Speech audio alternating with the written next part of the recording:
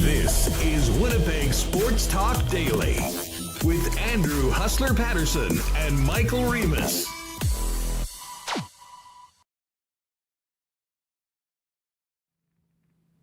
Hey, what's going on, everyone? Hope you had a great long weekend. Welcome to a Tuesday edition of Winnipeg Sports Talk Daily. And I will say, if you're just jumping on right now, it's been a busy day at WST already. Connor and Schnitzy fired up the Bomber Report at 9 a.m. Probably a good thing that both of those two had a few days, like most Bomber fans, to get over the disaster at Princess Auto Stadium on Thursday night. Some Bomber fans probably won't want to hear it, but it's some great stuff with the boys this morning, so you can check that out. And then right after the Bomber Report finished, Hammer and I got into the full CFL on another edition of CFL 110, talking about the Bombers, the bloodletting in Ottawa with a coordinator and two veteran players in Shakir Brown and Eugene Lewis cut by the club, as well as all the other big stories in the game. So those are available on podcast and on YouTube. And we got to dive into everything coming out of this weekend. A pretty wild weekend. I won't get into this now, but a little later on, at the end of the program, I will get into my weekend, which did include a last-minute decision to go to Minneapolis for SummerSlam, WWE, on Saturday and Sunday.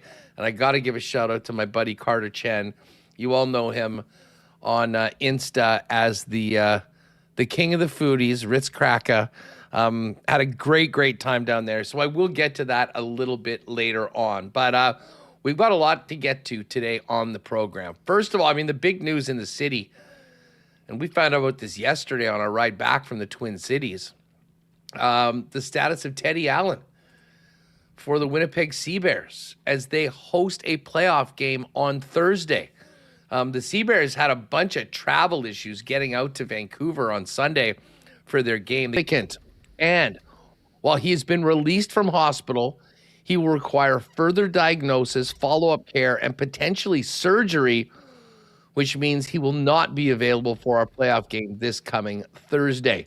They then added in no person should ever be subjected to the brutality of what happened to Teddy, and we are counting on police to fully investigate and hold accountable those responsible for the assault.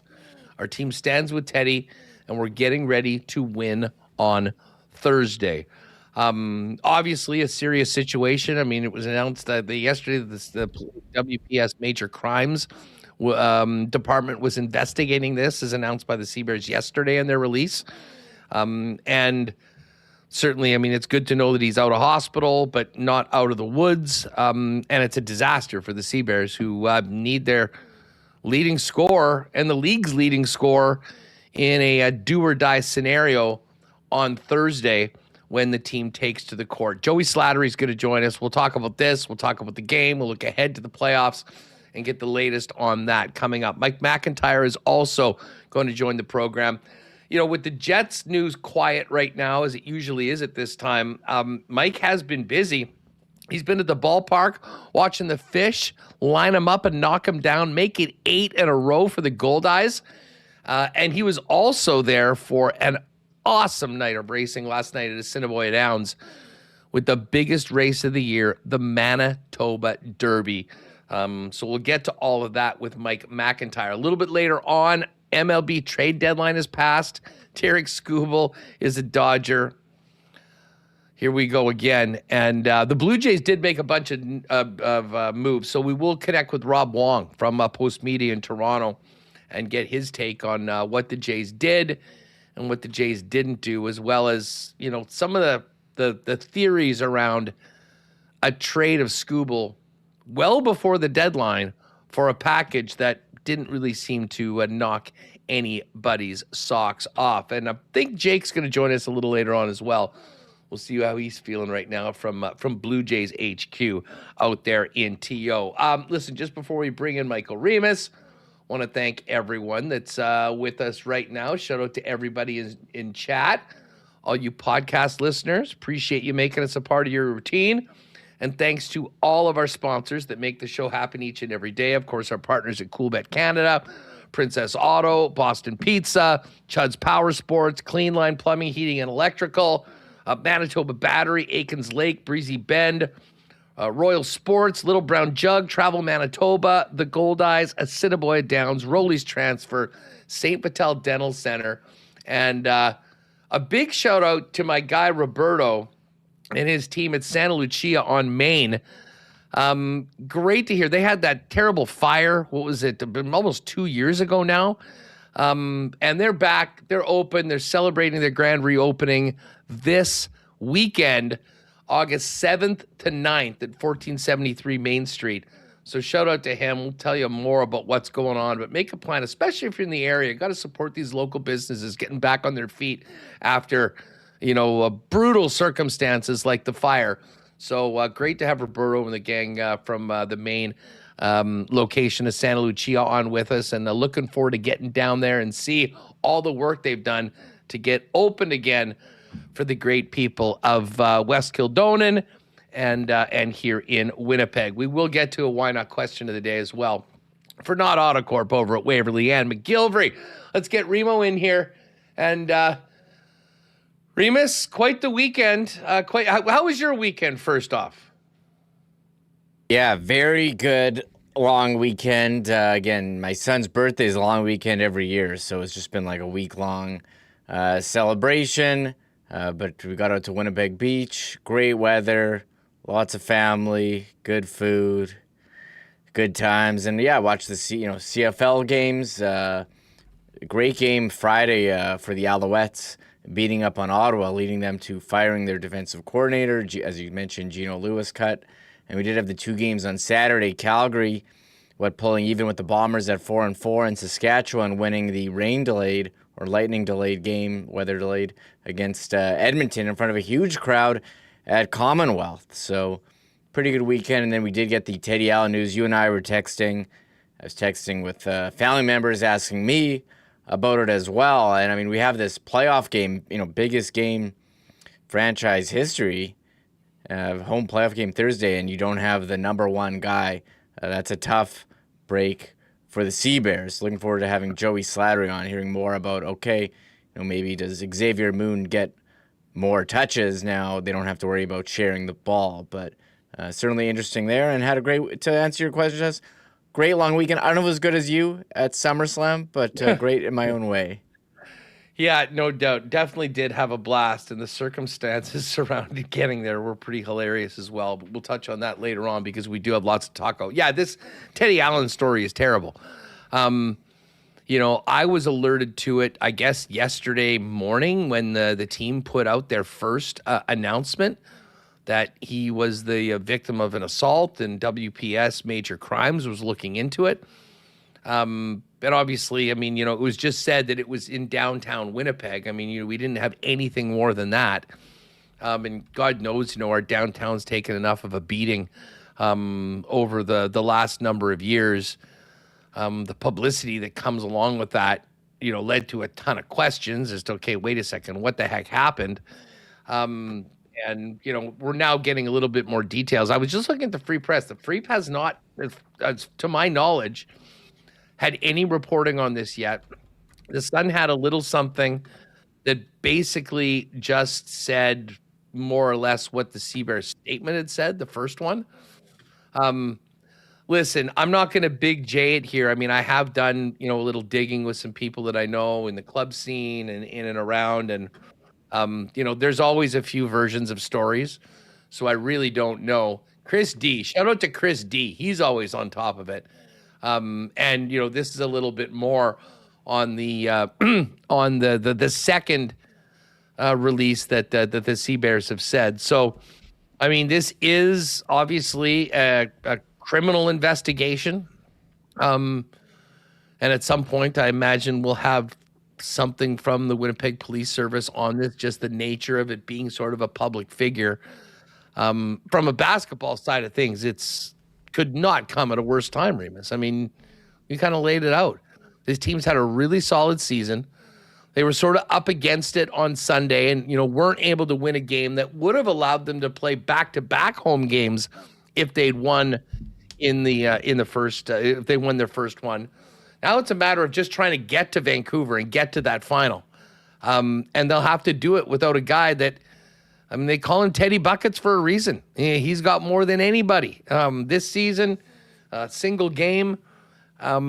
Maybe it's fortunate that the Moon Man got here when he did, and the guy that is synonymous with that MVP trophy, maybe we'll have a little bit more on his shoulders. But listen, hoping Teddy gets well soon, but it doesn't sound like he's going to be a part of the Sea Bears playoff picture moving forward. And they're looking to do the job on Thursday in front of what should be a really raucous crowd at Canada Life Centre, with the fans cheering on the team to hopefully win that next game and then get some championship action at Canada Life Centre.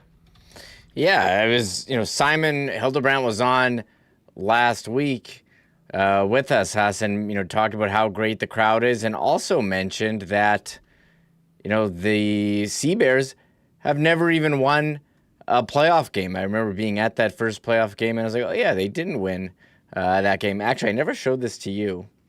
Speaking of Simon Hildebrandt, how about this? Got this text. Oh, I did show this to you. Showed it to listener Danimal, who was at the fan appreciation game on Friday, and won Simon Hildebrandt's jersey, probably because he was wearing his lucky WST T-shirt. So shout out to Danimal for sending off. We meant to post this on our social media, hyping up the game, but pretty awesome that he got Simon's jersey, who's been so great to us coming on the show. Yeah, Danimal's an absolute beauty. Great longtime supporter of WST and looking great in that shirt. And hey, Simon's one of our favorites too. And great stuff. You just, as I say, I don't know too much or anything you can really speak to, but it sounds like it was probably, usually when it's things that happen with security, it's probably in some ways avoidable, preemptively. But at the end of the day, this sounds like pretty serious injuries that he's suffered. And, certainly the Sea Bears are hot about it and, it's being investigated. So we'll see whether Slats knows any more of the details on that. Regardless, we'll find out what this means for the team going into their playoff game on Thursday night. I should mention, we are going to be doing some promos. The Thursday night, this is going to be it'll be a great crowd for the game. And I think we've got some tickets that we'll be setting up a contest for. So stay tuned to the program. We'll let you know how you can enter, how we're going to give them away for Thursday night at Canada Life Centre. But that's the huge story around the sports scene in Winnipeg. But what do we say, Reem? I remember we had the, the Toba two-piece that Pat and Jake put together at Coolbet for Friday. Gold Eyes to win and Sea Bears to win. Both of those teams took care of business after the ugliness that our football team provided on Thursday. And how about those Gold Eyes? They just keep on winning. A clean sweep of the weekend, day off yesterday, and back at it tonight, looking to go from 8 to 10 because it is, of course, a doubleheader starting at 5:30.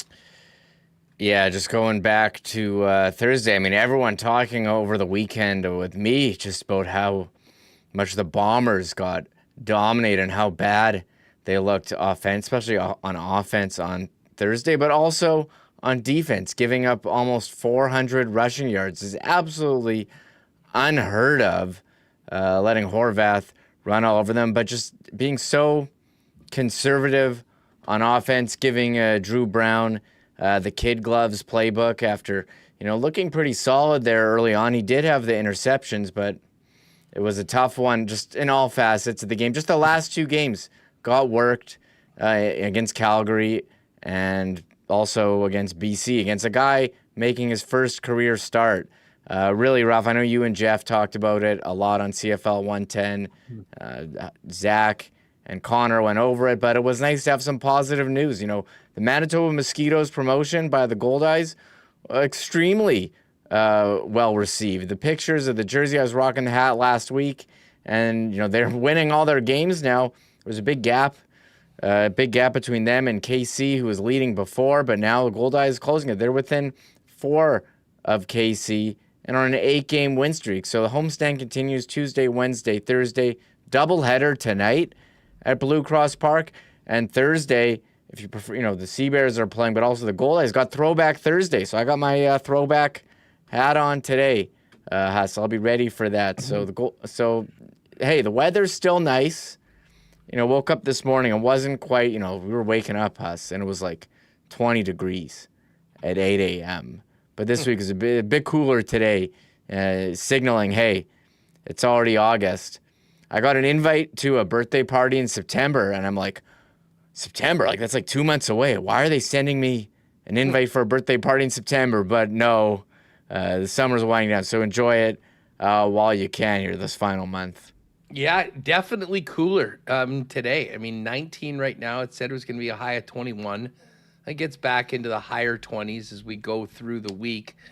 And I'll be honest, these are perfect temperatures. If it's anything from 24 to 28, it's nice. I'm quite happy.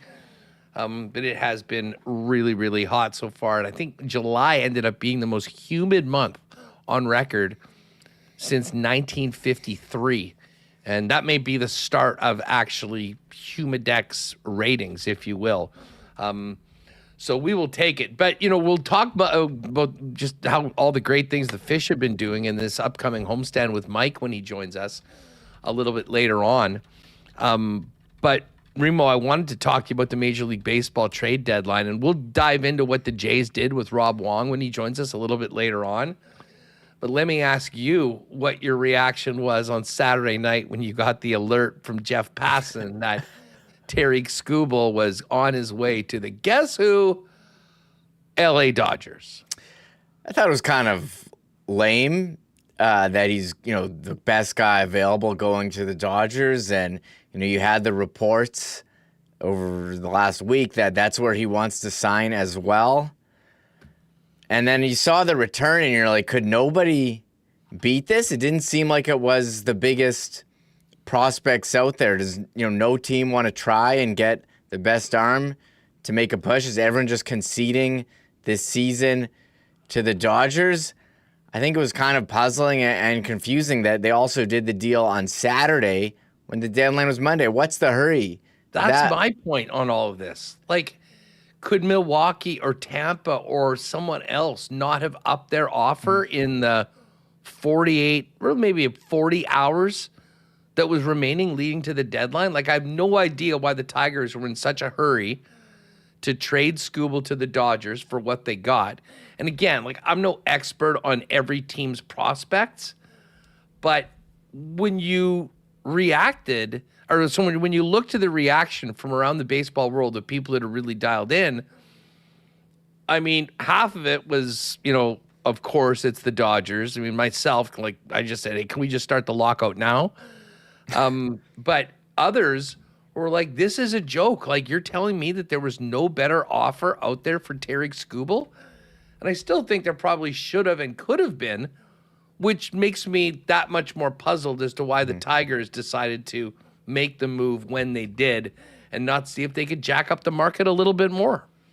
I am enjoying the conspiracy theories out there that's saying this is a coordinated effort by the owners to make the Dodgers look bad, so people will side with the owners during the lockout. It certainly appears that we're headed that way.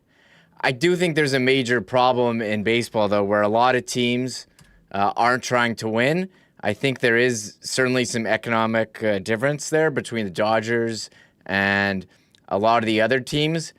But when you look at a trade like that, it seems like no one else could have done it. No one wants to trade for a rental anymore.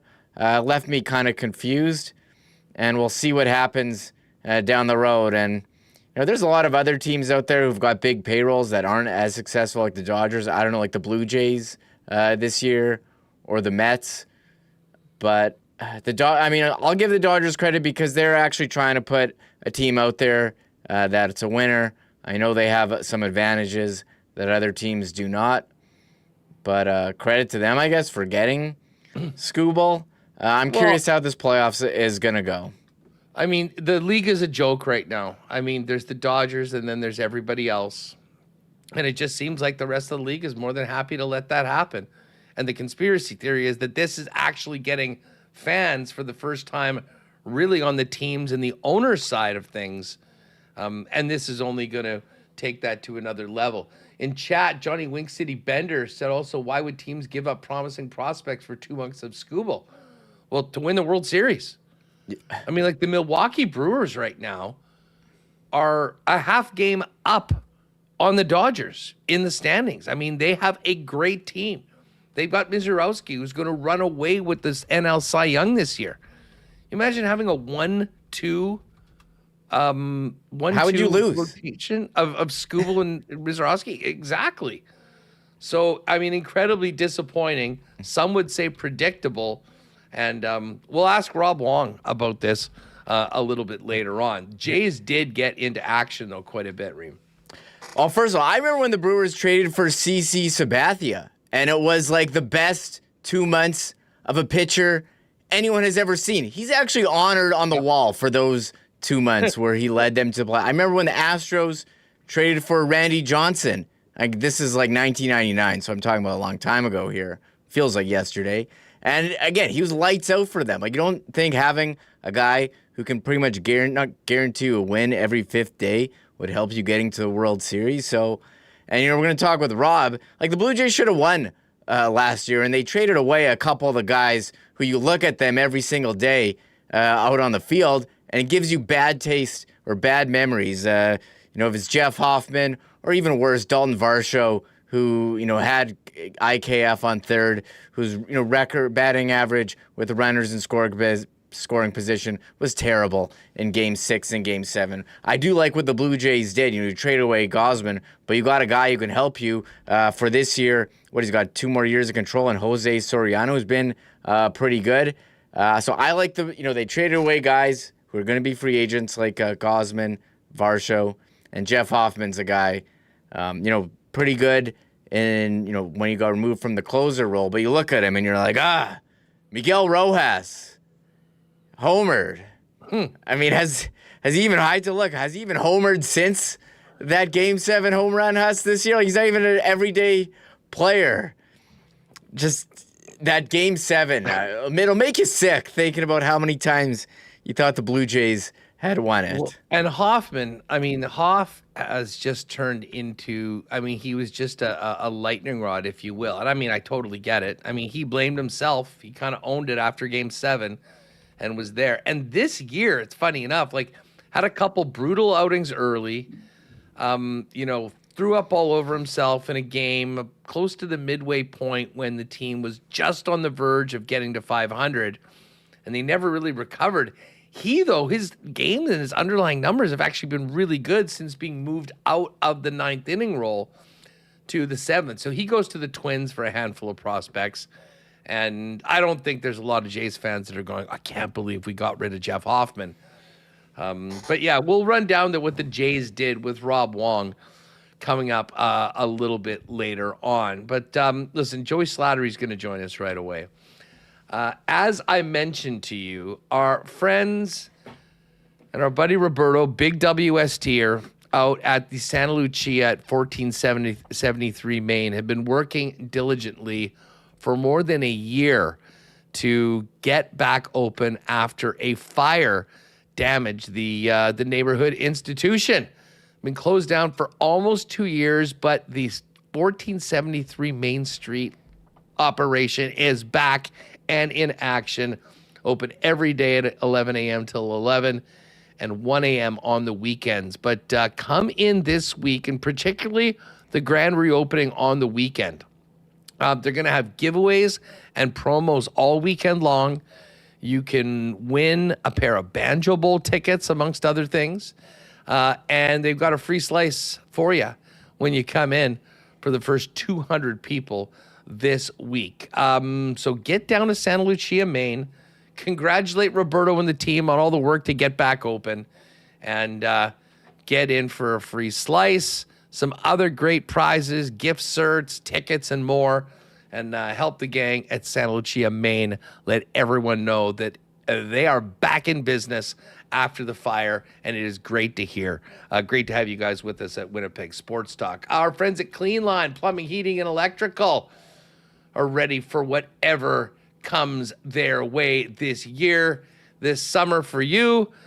Hopefully, it's smooth sailing. But as Winnipeg's number one plumbing source for so many years, it is pretty clear that if you've got a problem or an emergency, Clean Line is the gang to go to.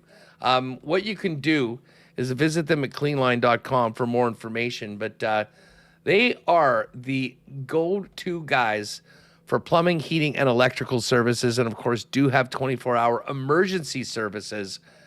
The number to call, 510-2001, whenever you are in a jam. They're also the leaders, as I said, in residential and commercial. If you'd like to get more information on the most trusted plumbers in Winnipeg for over 40 years, you can give them a call or check them out and make an appointment at cleanline.ca today. Manitoba Battery, speak Clean Line, big-time Bomber and Jet supporter. Manitoba Battery, a big-time supporter of the Winnipeg Blue Bombers and WST, and hopefully we might be able to change the battery in the Bomber offense and defense. And if you need to change your battery for literally everything, Manitoba Battery is where you do it. You can enjoy doorstep service across Winnipeg inside the perimeter if you need, or you can visit them at one of their two locations, Logan Avenue, Dovercourt Drive, where you get the best prices in town, period, beating the pants off the big box store, and the greatest in customer service as well. Whatever you're riding or having fun on this summer, they got batteries for those. And as you get ready for winter, they got the batteries to get your car and truck through the Manitoba winter. It's all waiting for you at Manitoba Battery, Logan Avenue, Dovercourt Drive. You can also order online at manitobabattery.com. And just before we bring in Slats, a big thanks to our friends at Rolly's Transfer, the most trusted name in moving in Manitoba, family owned and operated for over 60 years. If you have a move coming up this summer or fall or into the winter, make sure to get in touch with the folks at Rolly's, who have an incredible reputation over their near 70 years in business of being the most trusted team. Now, hit up their website at rollies.com. Top right corner, you'll see requested estimate. Use that promo code WST for a special discount on moving services and moving supplies, and then let them know when you're moving, where you're moving, and what needs to be moved. And the friendly staff at Rollies will turn it around quickly, get you a great quote, and get you locked in for the white glove treatment and service that they've been famous for now well over 6 decades. Rolly's Transfer, the most trusted name in the game. If you got a move coming up, hit them up online at rollies.com. All right, we've got lots to get to that was expected when it comes to the Sea Bears, a playoff game, and lots to get to that was unexpected, which we touched on the top of the show. Let's bring in the man, the brains behind Target Score Weekly, covering the Winnipeg Sea Bears, the Slat Man, Joey Slattery. Slats, what's going on? How was your long weekend? It was good. Holiday Monday didn't really feel like a holiday. Tough PR day for the league on Monday. A lot happening. Yeah, as you said, expected to have a lot of chatter at this time of year, but a lot of things on the court, off the court that have been a little bit of a pull away from the playoff matchup coming up. But nonetheless, still excited for Thursday. But it's going to be a different look, that's for sure. Yeah, it's funny. We didn't even get into the other happenings in the league. A massive brawl between a couple of the playoff-bound teams in the East, which we'll touch on. But listen, first things first, this Teddy Allen situation is crazy. Heading back with Carter from SummerSlam yesterday, and we're just, whatever on the phone. We see this release from the Sea Bears about Teddy Allen in hospital, attacked in downtown Winnipeg. more details have sort of come to light. Sea Bears organization, very, very outspoken in their release to the media. Joey, what I know you've been talking to some people. What do we know about what happened with Teddy Allen? Well, I will say, I credit the Sea Bears on that timely announcement, getting ahead of it. That was the first I heard of it too, Huss. And a lot of times when these things happen, I tend to hear some things coming out beforehand, but they got ahead of this as soon as possible. And there's been an update today, so it doesn't look like Teddy Allen's going to be playing. Yeah, of course, there's, as it says in the statement, it was a local nightclub. There's videos that are circulating. It doesn't look good. And, unfortunately, the timing of it further to that. I mean, first things first, you hope Teddy's okay. And, Teddy Allen has, I thought this year has had just a great story arc in terms of, how he's conducted himself, the maturity that he's had. And, this kind of puts a little bit of a damper on a great season that he's had. And it's unfortunate that he will not be in the playoff game on Thursday. But from a basketball perspective, yeah, it's a big shift here for the Sea Bears. You lose your top guy, your number one scorer, the best scorer the league's ever seen. Right, he is the all-time leader in points in a season. He holds the record for points in a game. So, this is a lot to get over, for the Sea Bears. This is a tough distraction. A lot of times for professionals, these, things happen. But, this is, it was, again, like out of nowhere. You can't really prepare for this, and they got to play a game on Thursday, and it's going to shift significantly. They've, Emmanuel Acott was put on the reserve roster as I think it's Mexico that he's off to for an opportunity out there. They bring in Ben Stevens, who, is a solid backup center to Jeremiah Tillman Jr. So this is a completely different look of a team going into the most important game of the season. And, I hate to remind people, but the Sea Bears are yet to win a playoff game since their inception in 2023. So, there's adversity there. It was a tough game in Vancouver that they had with their travel issues to get there. Let's and get you to just have to that put it past because, them. this team had, the big story is Teddy Allen. He's not available and he's been in hospital and all that. What led up to this, and the bizarre thing, earlier that day, they were on the West Coast playing a game that could have netted them home court throughout the western side of the playoffs. And I would assume, my assumption is that this had a lot to do with the WestJet strike. Yep. They almost didn't get there, and they actually had to push the game back. Did the game even still air on CBC? No. So it's the craziest thing, Huss. It wasn't the strike initially. It was the weather, right? So they hit some bad weather somewhere along the way, had to land because it was supposed to be, as my understanding, a direct flight to Vancouver. There's plenty of direct flights to Vancouver, right? You don't need a connection from Winnipeg often. They try to get off again, and then they have to land somewhere else. And then they get off the plane for a bit, then they're back on. And then all of a sudden, late at night, they're getting a hotel at the airport, in Edmonton, because they got to leave at 7 a.m. now, right? So everything's messed up. Your routines, your rhythms. And I'm not making excuses for the team. This is just, I've never seen this before. I've never seen the point where the game has to be pushed back an hour and a half after they can't get to the city. They land in Abbotsford about 9 a.m. their time, 11 a.m. our time, and they have to play at 4 o'clock our time, 2 o'clock in BC. It's I don't understand why they didn't push the game to Monday. It's almost like a little frustrating too, because you have this national game that, we've been pumping up, and because of CBC National, they're not able to put that game on national TV. And this is a huge game. It's as close to the playoffs you're going to get with it not being a playoff game. They're fighting for first in the West, and it's a huge disadvantage. I have no idea if they're not going to be on CBC National, why not just reschedule the game for Monday? Now, I don't know, maybe there were some arena things that they couldn't have it. I have no idea, but you would imagine this close to playoffs and Vancouver being in the position they're in, they probably don't have a lot going on between now and Thursday when they host their game against Edmonton. But it was an impossible battle. I'm not making excuses. I think what it did is it highlighted some of the issues they've been having. It's just exasperated because of the lack of sleep, the crazy travel, the not being able to have a proper pregame. It was an ugly game in Vancouver, and they were up against it, but thankfully it didn't mean anything. It was just an end of the season game. But no, it was the travel was wild. I've never seen anything like this. The strike did play a part in it, I believe, because I think they had to take separate flights. I don't even think they were able to fly as a team.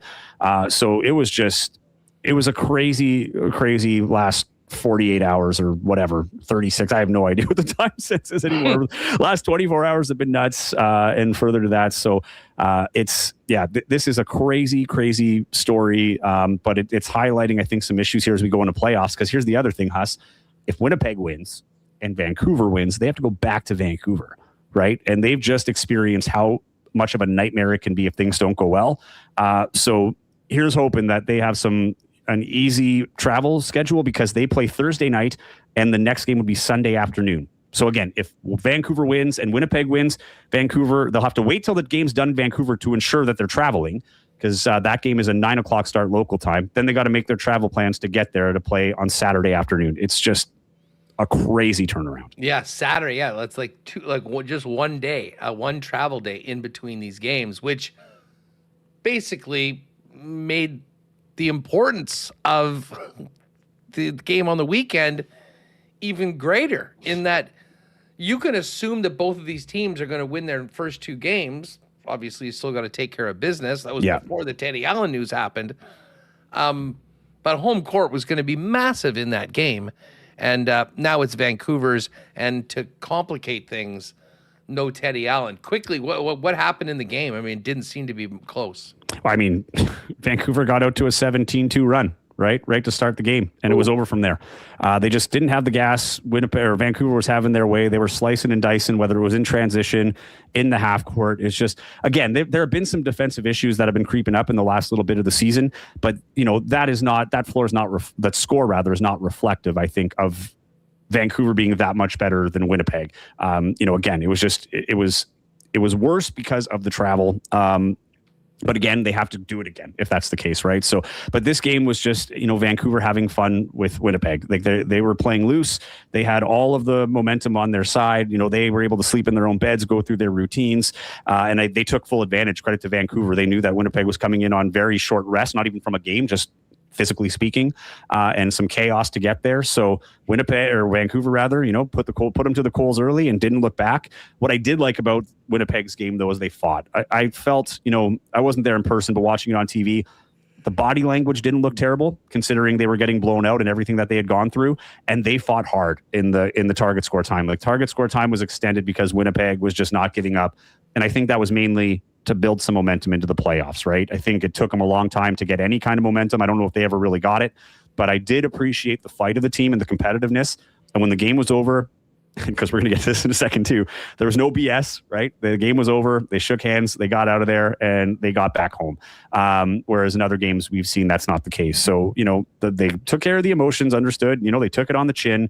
In reality, it didn't mean anything. They're still in the playoffs. It's just they lose that home advantage. It is a big home advantage they could have had, but they don't have it. You got to work past it, and now it's back to business. Next man up, as they say. Reed, maybe if you want to get that clip that I sent you over last night of the melee, we can throw this while happening. It meanwhile, Pandemonium at Pan Am, I think we're calling it. In the East, so it is. It was the number 1 Scarborough team playing against number 2 Brampton. They're finishing up the season. I don't think anything was to be determined between those teams. Nothing. Zero. It was a meaningless game. What should have been just a shoot around, basically, for these teams getting ready to make the playoffs, ended up being a full-scale brawl, which I would imagine will have some major impact of those teams in their playoff games coming up on Thursday. I mean, you would hope, right? That's the other thing. Like, there's been chatter about that too. And just like how the league is, the transparency of the league and knowing what the penalties are, why the penalties are coming, what the fines are going to be. I'm curious. We haven't heard anything yet, but is it going to be just fines? I don't think it should be. I personally think, both teams, I mean, you could see it right there. There are punches being thrown and landed. Like, this was a full, and it didn't end here, Huss. This happened in the locker rooms, in the hallway after the fact. Once the halftime was over, both teams sprinted off the floor because there was a fight happening behind the scenes in the concourse. Like, it was absolute chaos. It made no sense. And this is all because it's charged up it was a home and home. So the first game was in Brampton. Scarborough plays with a chip on their shoulder. They got into things like this with Ottawa, not to this extent, but, kind of going over it and, having the chirps and the little physicality. It was building up. And I think, of the league, if I'm the league, I'm looking at this, maybe I don't schedule home and home games in the last 2 games of the season with rivals, right? Like, this carried over from one game to the next. And this is a game where realistically The bench should have been playing. You should have been working your depth, but Scarborough had been obsessed, and they were public about it. They wanted to get the wins record of 20, and they got it. But, and Drake was in there. Drake's in the house, so everybody wants to show off in front of Drake. No one wants to sit on OVO night, one of the most, energetic, full crowds you're going to get in Scarborough. It's a great atmosphere, but emotions got the best of them, and the game got away on them. There were 6 players on each team to finish the game. I think there were 9 disqualifications at halftime, and all the star players were involved to some degree. And, I'm interested to see what we don't know in terms of what happened behind the scenes, but the Miles Powell, who is, an MVP frontrunner with Teddy Allen, he was having a great game, and he didn't play the second half, and he might not play in the playoffs. And the problem with this is, if you're Scarborough, is why are you doing this? Like, I don't understand, that it's emotionally charged.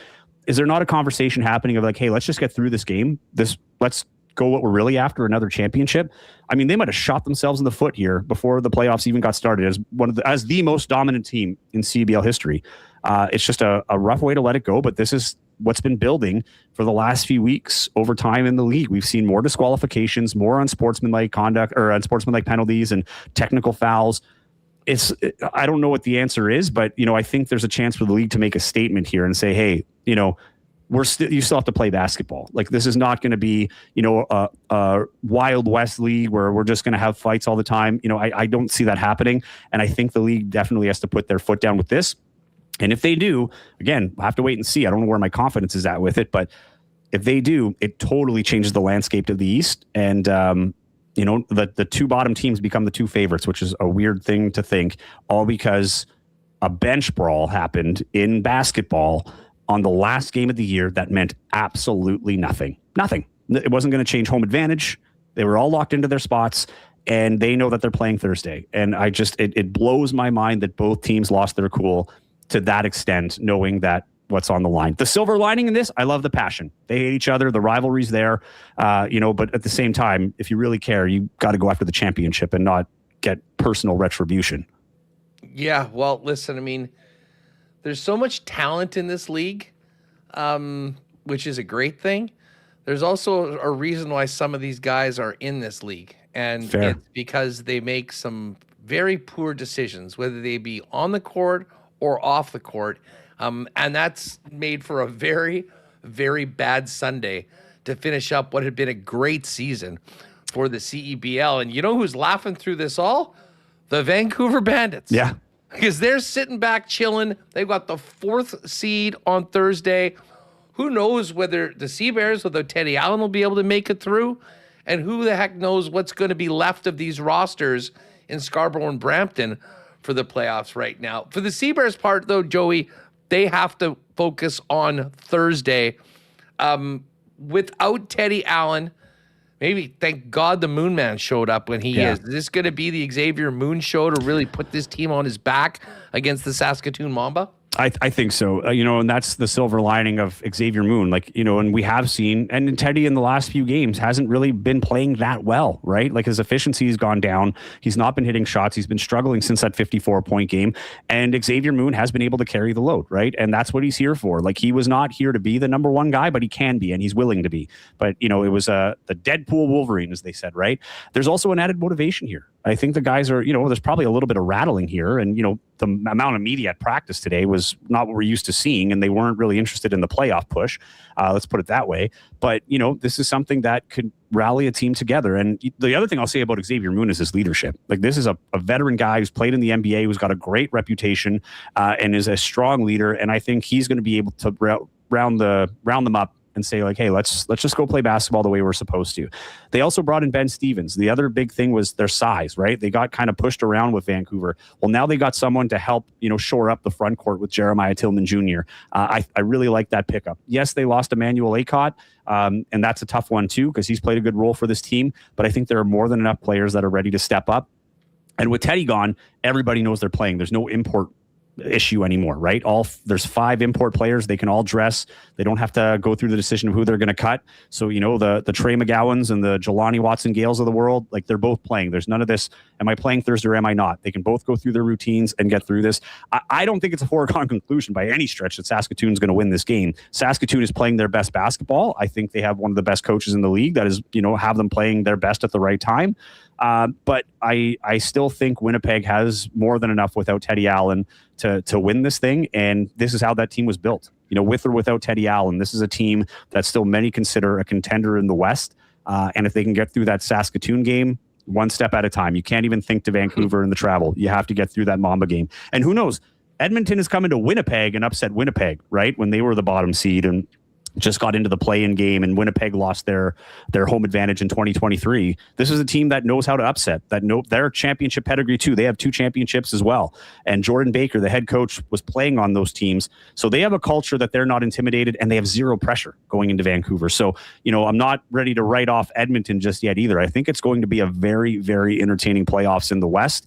And in the East, I have no idea how it's going to look because we're still waiting to see how all those suspensions follow. But at least we know in the West, the teams that we have, the rosters that are there, the best players will be playing. And for Saskatoon, they have Tavian Dunn-Martin. So that's going to be the test, is if they can slow down Tavian Dunn-Martin, and make him take some tough shots and get out in transition as they have against the Mamba. I don't think it's that bad for Winnipeg. And I think too, Teddy takes a lot of shots. So now players should be happy that there's going to be shots to be taken for other people. So guys better be ready to shoot. This is what you want to play. You want to be in the spotlight. Here's your chance. Well, listen, hopefully the entire team can stay out the club for the week and make it to Thursday. Without Teddy, you mentioned Moon. Is there a player or two that you think will now bear significantly more responsibility in scoring the buckets that will be missing because Teddy Buckets is unavailable? I think it's going to be a collective effort. Guys like Isaiah Osborne, his shooting, he had the last 4 games, he had 1 decent game of shooting, but he's not been shooting the ball well. Huge opportunity for him to bounce back. Trey McGowans, who's been out the last, 2 or 3 of the last 4 games because of the import rule, not because of injury. He's a guy that I'm looking to get a little bit of momentum here. But I don't think you're going to see a guy go off for 30 points. That hasn't yet this year, but I think you're going to see a number of guys in the 15 to 20 range. If they can get a 21 or a 25 from a Jeremiah Tillman Jr. Or a Simon Hildebrand, who has been, Simon Hildebrand has answered the bell whenever he's had to. That's the other thing. Like, Simon Hildebrand has played really well in this final stretch. His role changes from game to game. Now I think it's a little more crystallized that they need him to have an offensive spark. The one thing I'll say, aside from the Vancouver game, their attention to detail on defense and what they're able to do defensively might save them here. I don't anticipate a blowout. I don't anticipate them to hit 100 points. I think this is going to be a grind style of basketball where they're going to have to get some steals, protect that rim, and, get dirty in the sense of, like, not, I got to be careful using that term now. I don't mean like play dirty like we saw in Scarborough and Brampton, but I mean, roll your sleeves up and get to work underneath the basket, because those rebounds are going to be huge. Saskatoon does have some size, so they got to fight as a team for those rebounds, protect the basketball, and just make the most of their possessions. It's possession by possession with this team. They need to score as many points as they can with each possession, because otherwise, if they get in a track meet, as we've seen with Vancouver, it can go south pretty fast. Joey Slattery at Target Score Weekly. Slat's going to be very interesting. Obviously horrible circumstances around the game with what happened last night. Everyone wishing, Teddy a speedy recovery, but it's all hands on deck for the Sea Bears to first and foremost eliminate that goose egg for playoff wins, get one at home, and then see if they can pull off the upset when they head out west, if they get it done. But Thursday night, Canada Life Center, grab your tickets. We'll have a few to do a promo with on WST, and look forward to you. Do you have your outfit already picked out? Shoes for the playoff game? Yeah, I haven't picked it out yet. I got to give it some thought here. I got to make sure I'm doing play-by-play. So I'm like, it's just the jacket at this point. But that's the other thing. I'm kind of hoping the Sea Bears win, because then I'm back on the sidelines if Vancouver gets upset. So I'll have an outfit picked. I'll have my shoes picked. And I promise you, I will be doing my best to look as fly as possible on Thursday. But I'm not going to, not so fly that I take away the attention, Huss, Yeah, people still need to be able to watch the game, Joey. Exactly. Hey, thanks for doing this, man. Have a great week, and we'll look forward to hopefully have some more hoops to talk about after Thursday night. You know it, man. Thanks as always. Appreciate you. We'll talk soon. You bet. There is Joey Slattery.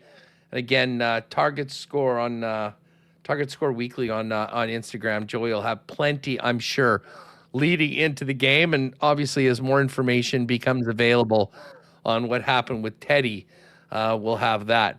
We do have one of the biggest of the big J's coming up, Mike McIntyre. Maybe Mike's done some investigative journalism on what happened on Sunday night. Listen, before Mike jumps on, do want to thank our friends at Princess Auto for their great support of WST. It wasn't a great night. Well, actually, it was a great night at Princess Auto Stadium on Thursday. Everything was freaking perfect with the exception of the performance of the home team.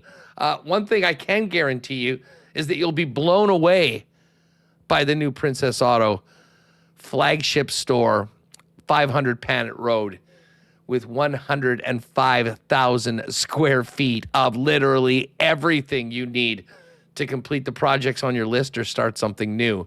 Waiting for you at Princess Auto. Pop by, work on the tools in the shop, head to the back in the archery and crossbow area and try stuff out. Grab some of the new fishing equipment or camping gear.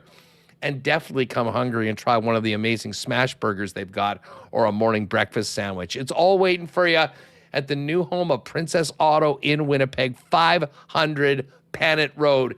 Get out there today, and of course, you can check them out online at princessauto.com.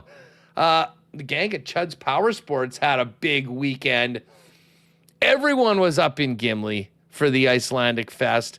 Saw Adam Vigfusson, the pride of Gimli and captain of the Centennial champion Niverville Nighthawks, celebrated as part of the big Icelandic parade. But of course, when you think of Gimli, you also think of Chud's at the corner of Highway 8 and 231, Manitoba's power sports superstore for over 80 years with the best in new and used vehicles, including motorcycles, ATVs, side-by-sides, golf carts, boats and outboard motors, RVs, Argos, and Polaris off-road vehicles. They've got it all. So if you are in the market for any of those or looking to upgrade, make sure to talk to the folks at Chud's. Not only have they been doing it for 80 years, but a lot of their staff, the most experienced veteran folks in the game, over 140 combined years of experience, waiting to help you out with great financing packages at Chud's Power Sports. Check them out online ahead of heading out to Gimli at chudspowersports.com. Huge shout out to our friends at St. Vital Dental Center as well for their wonderful support of WST and wonderful support of the smiles of Winnipeggers. They've, of course, been helping generations of Winnipeg families with all of their dental needs and now have a beautiful new facility at 167 St. Anne's Road with convenient free parking right behind the building. They'll take care of clients from 6 months to 99 plus, and they do it all. Cleanings, checkups, all the way to things like dental implants. Dr. Terry and his team have you covered for whatever you need. So head on over to St. Vital Dental Center, make an appointment, pop in, and make St. Vital Dental your longtime home for all of your dental needs. And make sure to say hi from the guys over at Winnipeg Sports Talk. All right, we've got lots to get to. Let's bring in Mike McIntyre from the Winnipeg Free Press. Mike, what's going on? I know you were busy at the ballpark. I know you were at the track last night. Mm-hmm. Do you have any information on what the heck happened with Sea Bears star Teddy Allen? What a disaster for a team now just 72 hours out from hosting a playoff game at Canada Life Center. Yeah, and I mean, I don't have a whole lot more than kind of what's out there. And obviously the statement issued by the Sea Bears today, I guess, maybe answered some questions. Maybe it raised some additional questions, in fact. I think initially when we all heard this, like, my first thought, Huss, was this a random act of downtown violence? And we know downtown Winnipeg, sometimes is in the news for the wrong reasons. We've seen all kinds of examples of folks who, have had bad things happen to them downtown. Just last week, a woman was stabbed to death in broad daylight outside of, I guess, the remains of Portage Place. That happened on a at 2:30 in the afternoon on a weekday, and police have made an arrest. So, certainly the statement today, I guess, removes the idea that this was just a random act of downtown violence, and that this actually occurred in a nightclub. And Huss, I'm not in the weeds as much as maybe some others on things like Reddit and that. I understand there is a video out there. I don't know if you've seen it. I haven't seen it. That there's some video, I guess, from a nightclub. And I've seen some people who've made conclusions based on what they see in the video. I'm not going to feed that frenzy. I'm going to let the police, do their job and investigate, and not start laying blame. Clearly, the Sea Bears in their statement today, they made it pretty clear where they think the blame lies. They're essentially, I've never seen a sports team issue a statement that is essentially calling for justice on behalf of a player. I think you're muted there, Huss. Speaking of that, Mike, you have spent a lot of time around the court case and dealing with the cops. The original one said that this was being investigated by the Major Crimes Unit. Is that significant at all? It is. I mean, that speaks to usually severity of injuries. Like General Patrol Police will usually investigate the more, shall we say, minor assaults. And, we don't know the exact nature of his injuries, but the fact that in their statement today, they alluded to potential surgery. The good news is he's out of the hospital, but clearly this is not a few bumps and bruises or a few nicks and scratches, because you wouldn't be talking about potential surgery. And so, the fact Major Crimes is involved would suggest that this, they viewed this, that they being the police, viewed this as quite a serious incident. And put it this way, Huss, the Major Crimes Unit in Winnipeg, they're not looking for work. Like they've got more than enough on their plate. So they don't go, they're not just bored where they're like, oh, well, I guess we'll just take this one. We got nothing else to do. No, they have their hands full with, with cases that are extremely serious. So that was a tell for me. Like when I saw yesterday that it was Major Crimes, I'm like, okay, well, this is not just a, run of the mill minor type injury incident. This is a little more than that. And obviously now to hear that, he won't be available for the playoff game, that he may require surgery. That's pretty serious. I can say this based on how these investigations tend to go, especially if there's some dispute, I guess. And again, I'm not going to make judgment on videos that I haven't even seen. I've certainly heard. Quite often, the police will investigate, and then they will bring what they have to the Crown, or basically a prosecutor, the Crown Attorney's Office, to determine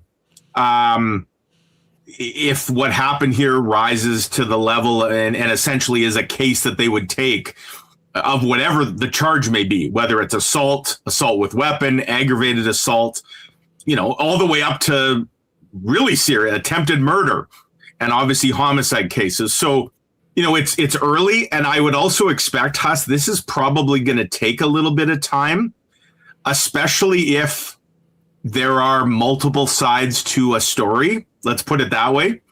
And, anytime you see a case that involves the alleged perpetrators being security, aka bouncers, again, I don't want to leap to conclusions, but I've seen enough of these cases to suggest that I imagine they will have their version of events as to why. Like, put it this way, bouncers at bars aren't typically going around just randomly assaulting people. Now, we've seen a lot of cases, I covered a lot in my career, where security went too far.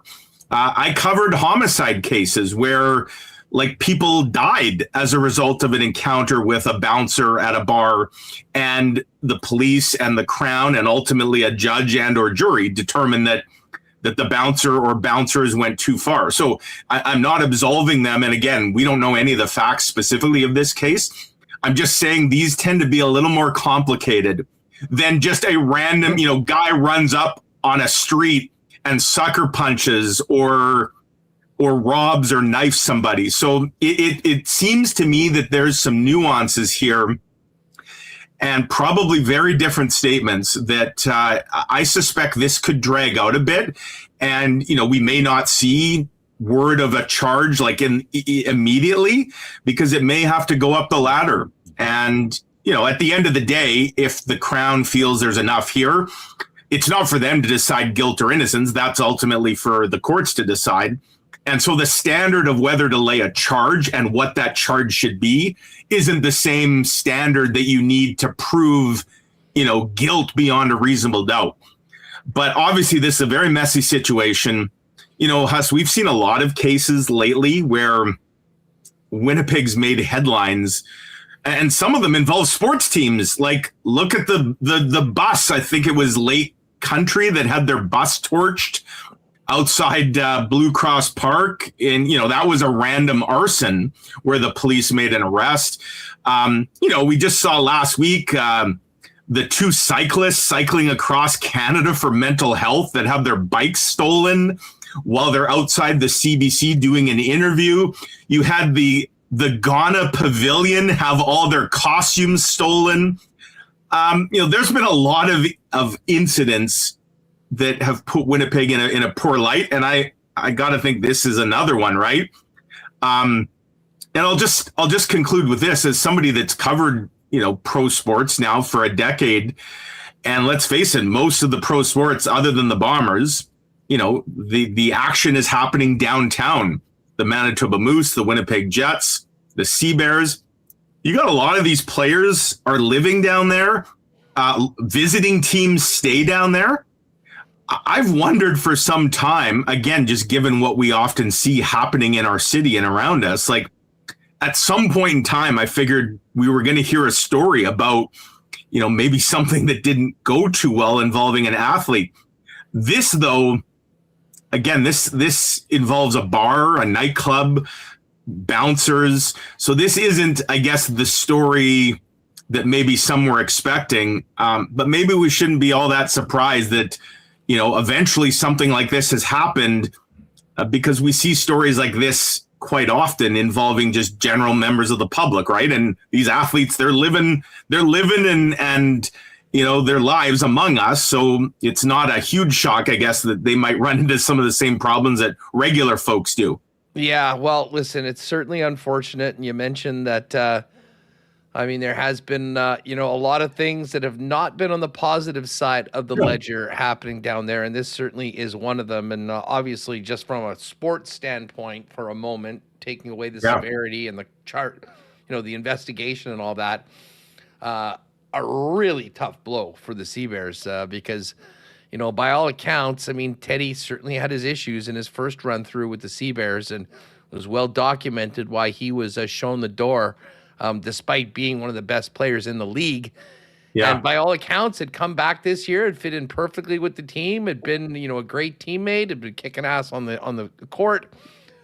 But now is not going to be there for the Sea Bears. It's been a tough few days here in Winnipeg for our pro teams. The Bombers get embarrassed on Thursday night. You've got this instance with the Sea Bears. Thank God for the Winnipeg Gold Eyes. I was going to say, may I present to you the Winnipeg Gold Eyes, the hottest team in the American. 8 wins in a row, Huss. They are, and I'll say, I was at a couple of the games over the weekend. I'll say this about Logan Watkins, the manager of the Gold Eyes. He's been beating the drum since very early in the season. I've been in Logan's office a lot, talking to him about the state of the fish. They lost their first 4 games. They dug themselves an immediate hole, and a 4-game losing streak to start a 100-game season. Like, that's not a massive hole, but it's one the Gold Eyes just couldn't seem to get out of.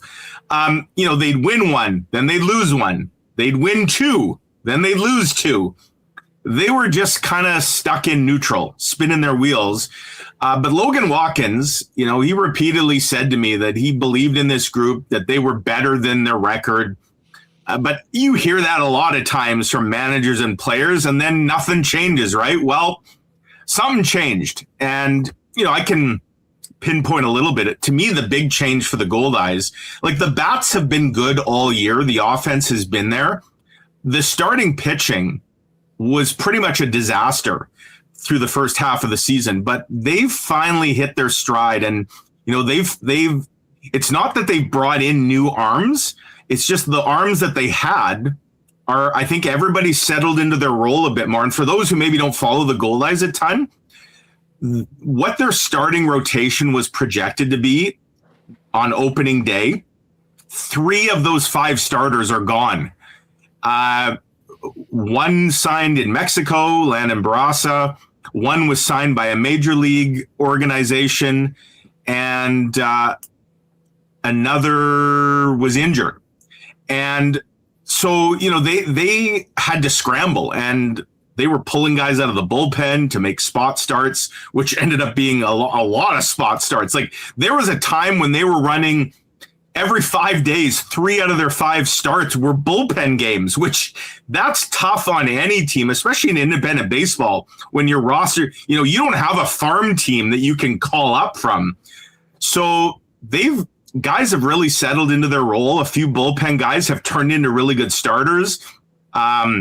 Some veterans that were scuffling at the start of the year, and this happens sometimes. They get off to a slow start, but yeah, the fish are flying. It was a lot of fun, Huss, on Friday night when they rebranded as the Mosquitoes. That was a great night at the ballpark. Almost 6,000 fans. They were into it, doing the wave, fireworks after the game. A big win to kick off the homestand, and the good vibes are rolling. They'll try and keep it going. They've won 8 in a row, and tonight they start. 10. Well, and they could make it 10, and they're playing the worst team in the league in these next 4 games. They could make it a dozen if, now, you don't want to take anything for granted. But, yeah, they put themselves in great shape. Top 4 teams in each division make the playoffs. The Gold Eyes have really now kind of solidified that as, they get to this final third of the season. So we could be seeing some playoff baseball this fall at Blue Cross Park, which would be a lot of fun. Yeah, I saw, was it you that put out the first ever chant of "Let's Go Skeeters"? Let's go Skeeters! Clap, clap, clap, clap, clap. I'll tell you, and credit to Andrew. Listen, he's been doing this for a long time. Yeah. They continue to innovate. They got the additions to the ballpark with the new screen, the new lights and whatnot this year. But this might be. It's on the short list of the best promos I think this team has ever done. Agreed. And the way they rolled it out was genius too. For, back on April Fool's Day, to sort of roll out, okay, we're now going to be known as the Mosquitoes. And everybody kind of went, ha ha. But then I think there was some people were actually like, hey, that's kind of actually not a terrible idea. And then they're like, well, actually, we're going to do it for one night. And I talked to a bunch of players after batting practice Friday. They love the uniforms, Huss. A lot of guys said it reminded them of the San Diego Padres with kind of the yellow and the brown. And I'm told by a little birdie, no, not Goldie. I guess Goldie would be a fish, not a bird, right? So correct. Yeah. But I'm told that they had a massive night in merch sales on Friday, enormous, that people could not get enough merch. In fact, the store was so full during the game, they actually set up some additional tables on the concourse just to facilitate sales. I don't know if it's just going to be a one and done. To me, I think enough people bought the merch. Maybe they have an annual mosquito night going forward. But I also think, there's going to be some brainstorming too, Huss, about future rebranding, for one night only. A lot of minor league teams do this, and it's a great idea. And there's some history to draw on, whether it's the Winnipeg Whips, for a one night return. the polar bears. There's a lot of things they could potentially do. So you're right. They knocked it out of the park figuratively and literally the other night. And the Goldeyes, they're it's great to see. Huss, you've spent a lot of nights at the ballpark when the weather's great. Like Friday night was just. I was talking to Dan Chase, who's been with the organization forever, and it was after the game. And Dan's like, it's nights like this where you're just kind of reminded like that this is a pretty special thing we've got here. And I concur. It was a great night at the ballpark, great weekend. And you're right. It's for those Bomber fans who are hurting a little bit. There is a pro sports team in town that's holding its own right now. Yeah, and listen, I mean, you mentioned, doubleheader tonight, and it is Toonie Tuesday, so you can go and get those $2 dogs and all the other stuff they've got on for the concession specials. And it would be fun to be talking about a team that, when you looked at their last 10, had a 0 at the end of it. Yes. Because they've run. And I can tell you, just on the merch, we were telling people, we had Andrew on last week, and we were saying, if you go into the game and you want to do that, I would suggest you get there early. So you got the pick of what there was. Not surprised at all there was that sort of a rush on the stuff, because I think they had incredible returns early on online. Yeah. Remis bought a hat. And when we did our WST night about a month ago or so, just at the end of June, I don't know, tons of the people that were there made a point of going into the pro shop and jumping on what they could right then. So yeah, my favorite had to be the Bite Club with the mosquito on it, and a great play off the whole Fight Club. They also. I was sitting in the press box on Friday, and they had a mosquito sound effect that they would play. And I don't know how many times they played it, but every time they played it, I found myself doing this, because it's just, it was like a mosquito buzzing in your ear, and you just couldn't help it. But it was well done by everybody, and we'll see if they can get that streak into double digits with a double dip tonight. I was going to say, and it was a huge weekend in local sports. Notwithstanding the Bomber dud on Thursday, but the Sea Bears had a big win on Friday. The Fish won on Friday. They just kept on going. And now, obviously, unfortunate news about about what's happened with the Sea Bears. Fish have 4 games in the next 3 days. So doubleheader tonight starts at 5:30, 6:30 on Wednesday and Thursday. Get out to the ballpark. The team is smoking hot. Goldeyes.com/tickets for those. And with crowds like the way they've been getting, important to get those early, get them in your phone, and not have to deal with the massive pickup lines. But there was also a big event last night. You want to talk about a great turnout at the ballpark on Friday. Another absolutely incredible Derby day and Assiniboia Downs yesterday. I've been going to the racetrack since I was a little kid, and my grandfather used to take me, Huss, and you always go a few times a year. My dad took us when we were kids, and started taking my own kids. Now cover the track a little bit for the Free Press. I don't know that I've ever seen a crowd like the one last night. So I got there. Races started at 7:30. I got there just after 7. I'm not kidding when I say I had to park near the Hockey for All Center. Whoa. The parking lot was so packed, and I did not mind getting in the steps. It was great to see. I don't know, Huss, did you see the handle? That they broke a record, an all-time record last night? Did you see how much they did? I did not.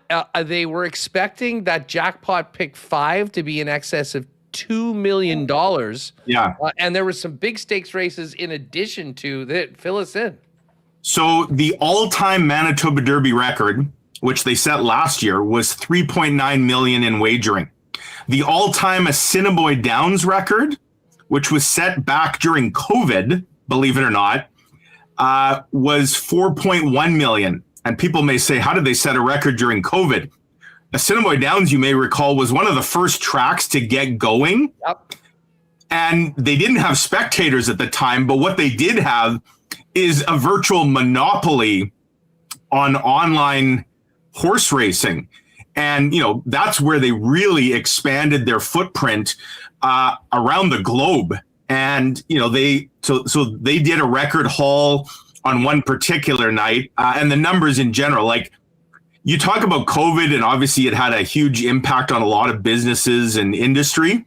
COVID actually was a huge turning point for the horse racing industry, at least locally. It also helped the golf industry, which is a story for another day, but golf exploded. Anyways, last night, so 3.9 was the all-time Derby record, set a year ago, 4.1 the all-time ASD record. They did 4.9 last night, $4.9 million in wagering. So they beat the old Derby record by a full $1 million, basically 25% more than the previous biggest handle.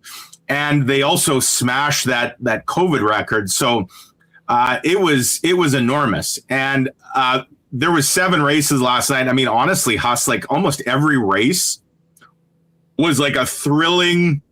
I think there was 2 or 3 photo finishes. There was a lot of drama and a terrific finish to the race last night with the morning line favorite. Now, this was interesting to me, Huss. Western Warrior, 2-1 on the morning line. When the race began last night, it was 18-1 and the 5th favorite in the race. I have no idea. And basically people told me this is a product of having a lot of online bets coming in, from outside the track, that it can potentially kind of alter the way that the odds work. So anyways, it paid really nice, paid $18 for the win. And, it was the morning line favorite at 2-1. Like that's quite a payout. So yeah, it was a great race. And a great crowd, and just a whole lot of fun at the track. I was gonna say and I'll give a shout out to Kirk Contois, who Great call. He was high on number 7, Corey. Yeah, Corey went off at 27-1. Yeah, and it got nipped by Western Warrior at the tape. It still paid $23.30 to place and $14 on a $2 bet to show. Right. And a $1 triactor in this race with the morning line favorite winning was over $1,850. I mean, it was some massive numbers. If you had a superfecta for $1, it was over 10 grand. Yeah. So it was nice. Look at this finish. So Western Warrior had passed Corey out of the final turn, and then you watch enough horse racing, Huss, you expect the horse that gets passed to just kind of run out of steam, right? Yeah. Actually, Corey did the opposite, and I've rarely seen this where he gets passed, but then he turns on the turbo boosters. And honestly, if the race was another like 30 meters. Corey would have won because I don't know if that's its second win, third win, fourth win. When you're running a mile and an eighth, there's a lot of wins. But my goodness, the way that horse responded to getting past, and really impressive. So yeah, it was a terrific finish. I had a chance to talk to one of the trainers. It was too bad, Huss. You talk about how the real world can impact sports. So most of the trainers and owners of this horse are out of Alberta. None of them were there last night except this one assistant trainer. And you know why? They all had WestJet flights. Huh. And the WestJet strike prevented them from being there in person to see it. But they'll take solace in the fact, I'm sure, that their horse won. It was a great night of racing, and racing continues tonight, tomorrow. By the way, Huss, for those who were there, I think it was over a month ago, maybe the highlight of the summer at the racetrack, other than the Derby, the Wiener Dogs. Oh, yeah. I was there for Wiener Dog Night. Me too. People lost their minds over the Wiener Dogs. It was so popular. They're bringing them back August 24th, which is the next Monday, I believe. So 3 weeks from yesterday. The Wiener Dogs are back. No, you can't bet on the Wiener Dogs, but it was a ton of fun. And it was a perfect Winnipeg night, too, because it's on Mondays when they like all their concessions are super cheap. We know Winnipeggers love a bargain, and Winnipeggers apparently love Wiener Dogs. Yeah, no, that was an unbelievable night, and I will be back unless I have a fantasy draft on Monday, August 24th. I can assure you of my attendance, and I will say this: the $2 hot dogs they had were incredible. Both the ballpark, which you can get tonight, and the ones on that Monday were so good. Like, and they were good enough because I guess they normally sell them for significantly more. Did you know they ran out last time? Like, Winnipeggers ate them out of all their hot dogs that night. I probably had a role in that. I brought a young former high school football player. I was trying to, it was basically like scouting. I'm trying to find the next Canadian Joey Chestnut, yeah. And we did go up and buy like 30. Well done. And just had a big rack of them. And I don't know, he took down about 18 or so, and we all had a couple. But they'll be ready. They'll be ready next time. I was also told that the $2 ice cream, Huss, it's not just little rinky-dink like soft serve. No. It was like hard ice cream, like in a waffle cone. These things were huge. I think I sent Remis pictures of a couple of the things. Anyways, the deal, like, I know Winnipeggers love good deals. Yes. That you will not be disappointed. The only thing you might have to do is wait in the line for a while because there was a lot of people with similar thoughts at it. But great night for the track. Great week for the Gold Eyes. And not much cooking on the Jets front these days, Mike. No, but I do expect now that Terry Fox Day, August long weekend's in the rearview mirror. Huss, the NHL season starts next month. Normally you can't say that in August. Now, it doesn't start next month for the Winnipeg Jets because their first game is October 1st, right? October 2. It's 2, sorry, right. But there are games, I think, starting on the 29th. The Jets have to wait a few days before they get their season. But the Jets will play next month preseason. They're for preseason. And, it's hard to believe, like, training camp starts in about 5 weeks from now. And, the Jets aren't the only NHL team right now that's been really quiet. Like, it's been quiet everywhere. Huss, have you looked at a list lately of some of the UFAs that are still unsigned? Obviously, Logan Stanley is one of them. Patrick Laine is another. 2 guys with obvious ties to Winnipeg.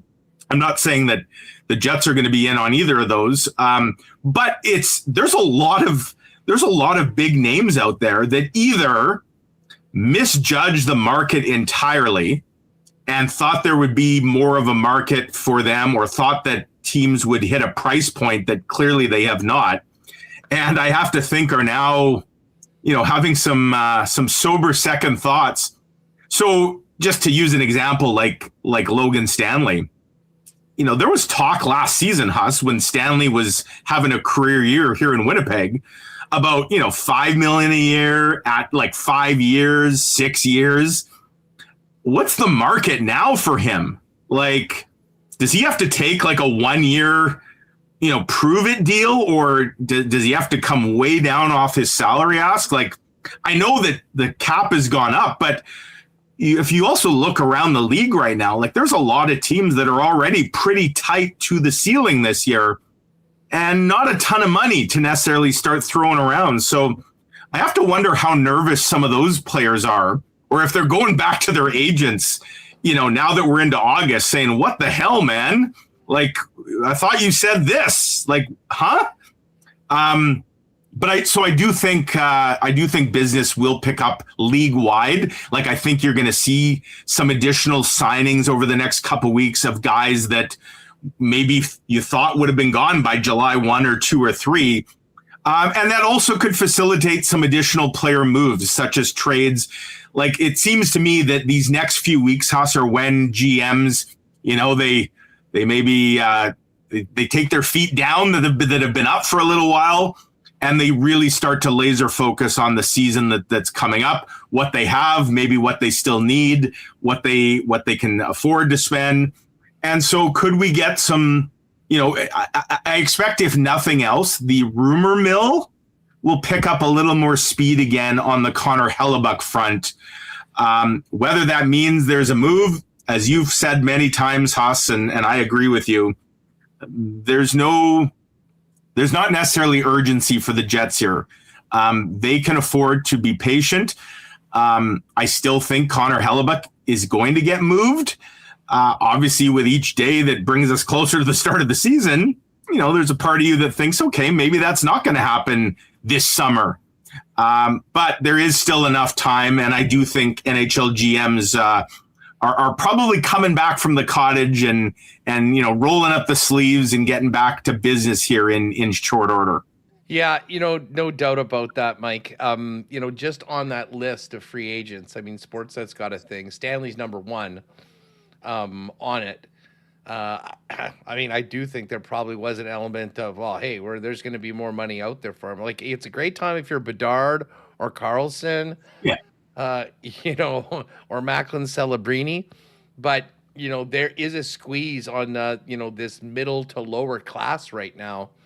I'm fascinated to see what he ends up with, and I mean, you got Eli Tolvanen out there. I mean, Tarasenko has no deal. Yeah, John Klingberg. I know some people are sort of making fun of Stanley for the big bag fumble. There's never been a bigger bag fumble than John Klingberg. He turned down 8x8. Had to end up going with a 1-year deal at 6 for the with the Ducks. That was parlayed into a 2-year deal or $2 million deal for last year. And right now he's 33. He has no contract right now, and it will go down as one of the worst decisions ever made by an NHL free agent holding out for more. And then there's Patrick Laine, who I said last week, like, it'd be nice if he was on Instagram a little more, showing off his shot and how well he's skating. And I did see him out at a skate later on, but we've seen more of him being an accessory in Instagram influencer content with his wife than anything that might get him a job in the NHL next year. So very interested to see what happens with that. You look at that list, Huss, and you wonder, and traditionally around this time of year, when you have a list like that, there's a bunch of guys. There's Laine. And didn't he caption it with something like, made it sound like that something's going to be happening soon with him. Now, I don't know what that means. But how many of these guys potentially, Huss, are looking at like PTOs at this point, like professional tryouts? That's what the Islanders offered the Laine camp when they met with them. Yeah, I mean, and obviously the Laine camp at this point feels that there's still something a little more solid out there. But as time ticks off and offers that you maybe expected don't come in, some of these guys, that may be what they have to accept. And then usually a PTO, if it leads to a contract, it's quite often at or near like league minimum. It's not much above that. And it's usually just a 1-year, prove yourself, this is all we have. And if you can go find something better, good luck to you.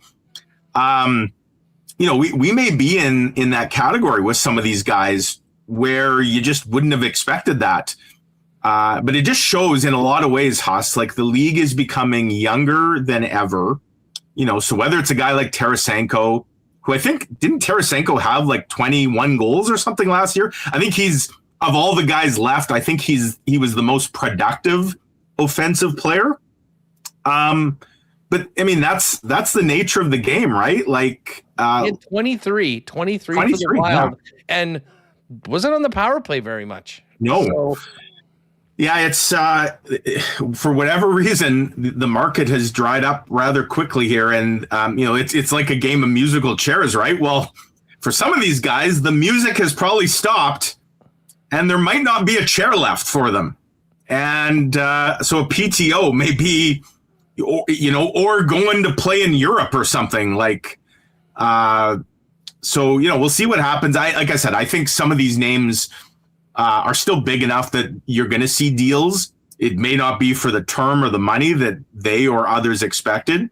But at this point, you almost have to try and salvage something, right? So a guy like, just to put the Stanley thing to bed, because I know there'll be some Jets fans going, oh my God, I don't, or some will say I want the Jets to get in on that. Some will say no.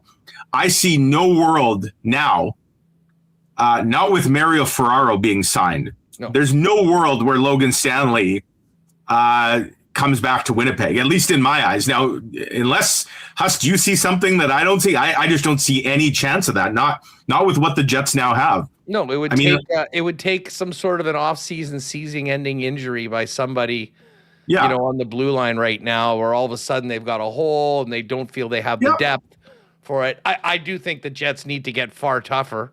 But to be honest, I thought that, listen, I don't want to call him a fake tough guy. He fought a lot of tough dudes and did what his thing, but that's not a guy that's intimidating many other teams. And no, I respect him for kind of doing things that I don't think naturally comes to him to try to stay in the league.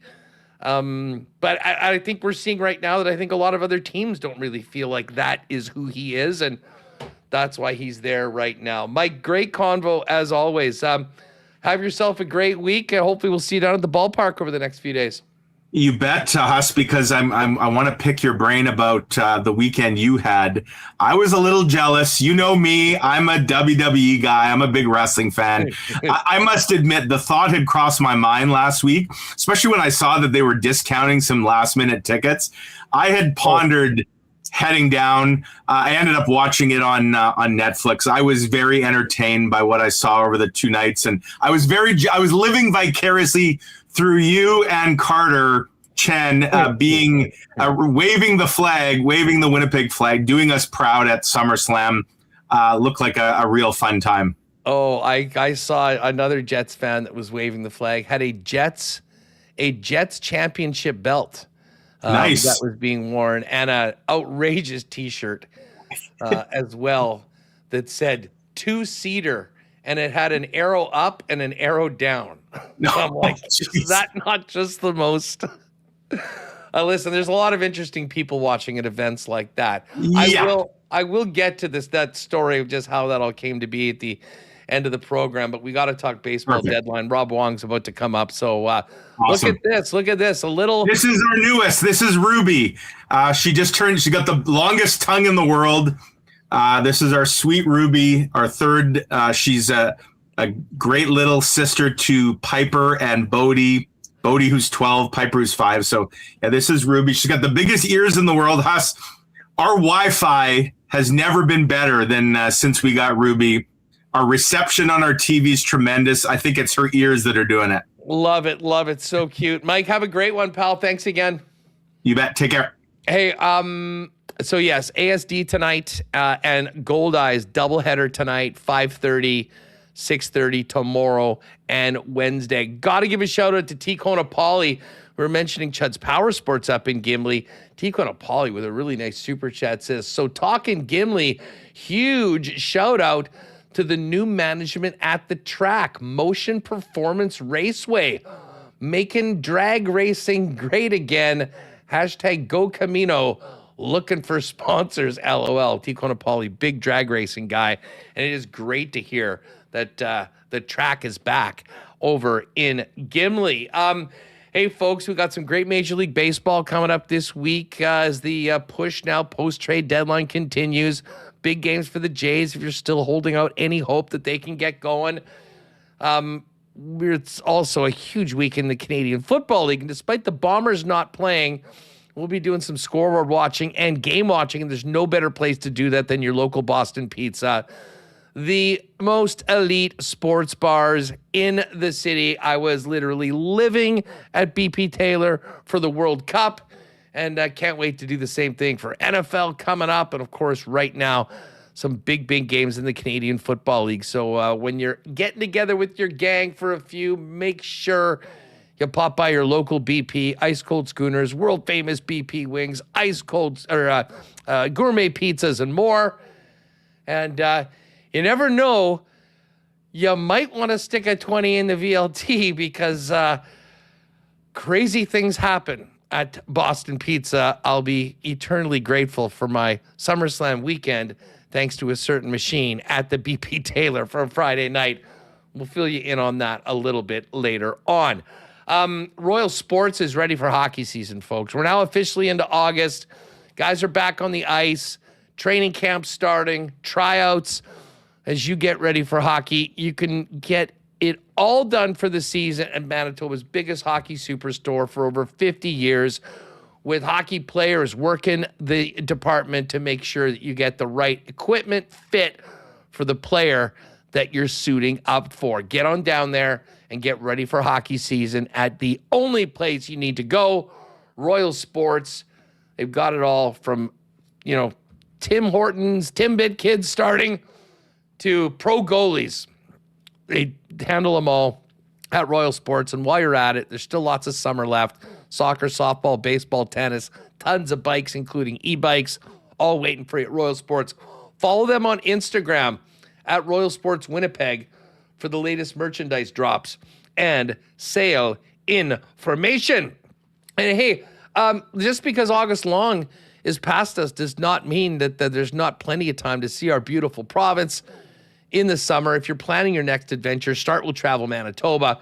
Whether you're searching for road trip inspiration, hidden gems, or the latest festivals and events, everything you need is waiting at travelmanitoba.com. Looking for ideas on the go? Follow along on social media at Travel Manitoba for real-time inspiration, local tips, and can't-miss experiences from across the province.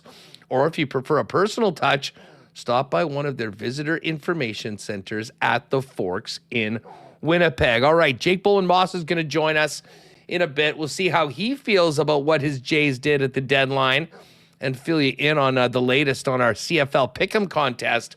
Right now, though, let's talk deadline with Rob Wong of Postmedia. Rob, great to have you back on the program. How are you?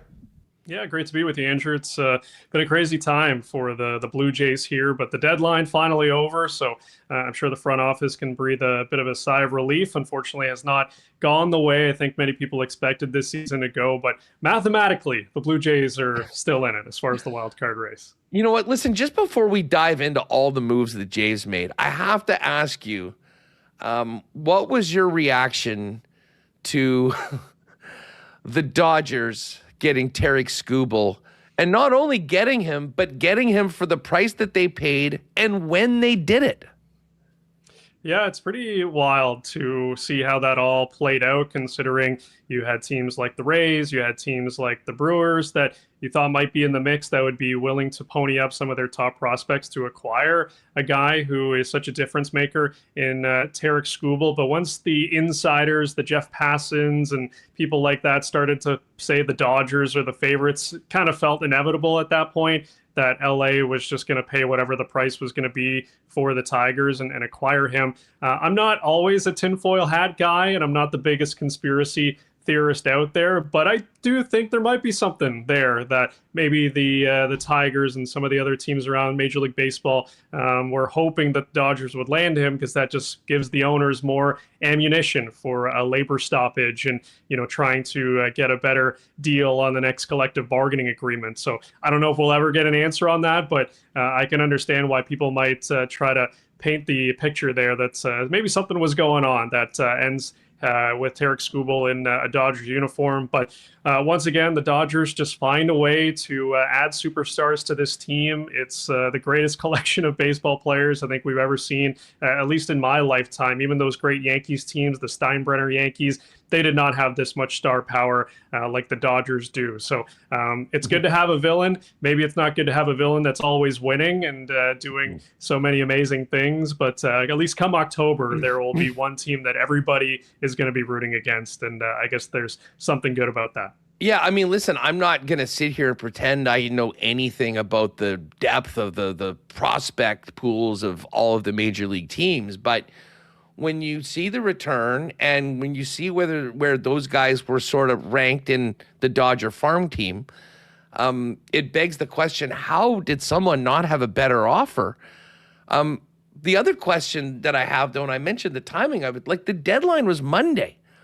Like the fact that the Tigers figured they had to take that offer on Saturday night, that was very peculiar to me. I mean, like if I'm the Tigers GM knowing I'm trading the best pitcher maybe in baseball, I at least want to be able to go to my fan base and say, listen, we did it, but we got the best return we possibly could have. And I think it's very hard to make that argument, especially considering they didn't wait until Sunday or Monday to finally pull the deal, to finally make that deal, seeing if there wasn't something better elsewhere. Yeah, it definitely feels like the case where maybe that Dodgers deal is there anyways. If you make it on Monday and you wait a couple of days, it's pretty clear that LA wanted him. It's not as if they completely lowballed the Tigers. They did move some pretty impressive prospects in that trade, but maybe it's also a case where you look, if you're the Rays or the Brewers, and this is going to be a 2-month rental because Tarek Skubal's going to want to go to free agency and get that huge money deal. So maybe there's a little bit of risk there. Maybe there's a little bit of cowardice in some ways if you're looking at teams like the Brewers and the Rays who don't want to give up these prospects for a 2-month rental. So yeah, there's a lot of head scratching going on, I think, with regards to how Tarek Skubal ended up as an LA Dodger. And like I said, I'm not sure if we'll ever get the truth as far as why the deadline played out the way it did for the Tigers and the deal that they took from LA. So yeah, put on the tinfoil hats. I'm here to listen to any conspiracy theory that people have on this. Let's move over to the Blue Jays. And listen, it's been a really disappointing season after pushing that Dodger team as close to the brink as anyone has, or maybe will, as they're currently constructed. But they were very clearly in a position that it was likely selling time. And we saw some guys that were big parts of that World Series team on the move. No one bigger than Kevin Gausman, who has been such a great Blue Jay. I mean, a great addition when he signed, a guy that really became at home in Toronto, a leader in the clubhouse. Thoughts on, first of all, how difficult it was for the Jays to actually pull the trigger on a Gausman deal, and what came back in return? Well, to be honest, I think just where they were in the standings and how the season had gone, I'm not sure it was that difficult. I think they had made the decision that they were going to move on from Kevin Gausman, most likely not planning on handing him an extension. He did say a few days ago that there were no conversations with the Blue Jays about a potential contract extension. So that kind of gave him a sign, I would imagine, where the team was feeling. As far as the person and the human being, I'm sure that was difficult, just having to move on from him, knowing how much he meant to the club off the field and how much he meant to the team in the clubhouse. But from a baseball standpoint, this is sort of the bed that the Blue Jays have put themselves in, and where the season has not gone their way and they've had to move off some of these contracts. I speculated the other day on Twitter, haven't gotten any confirmation on this by any means, but I wondered, if they moved him to the Cubs, part of that was trying to do Kevin Gausman a solid. Maybe Kevin Gausman, in the conversations he had with the front office, said,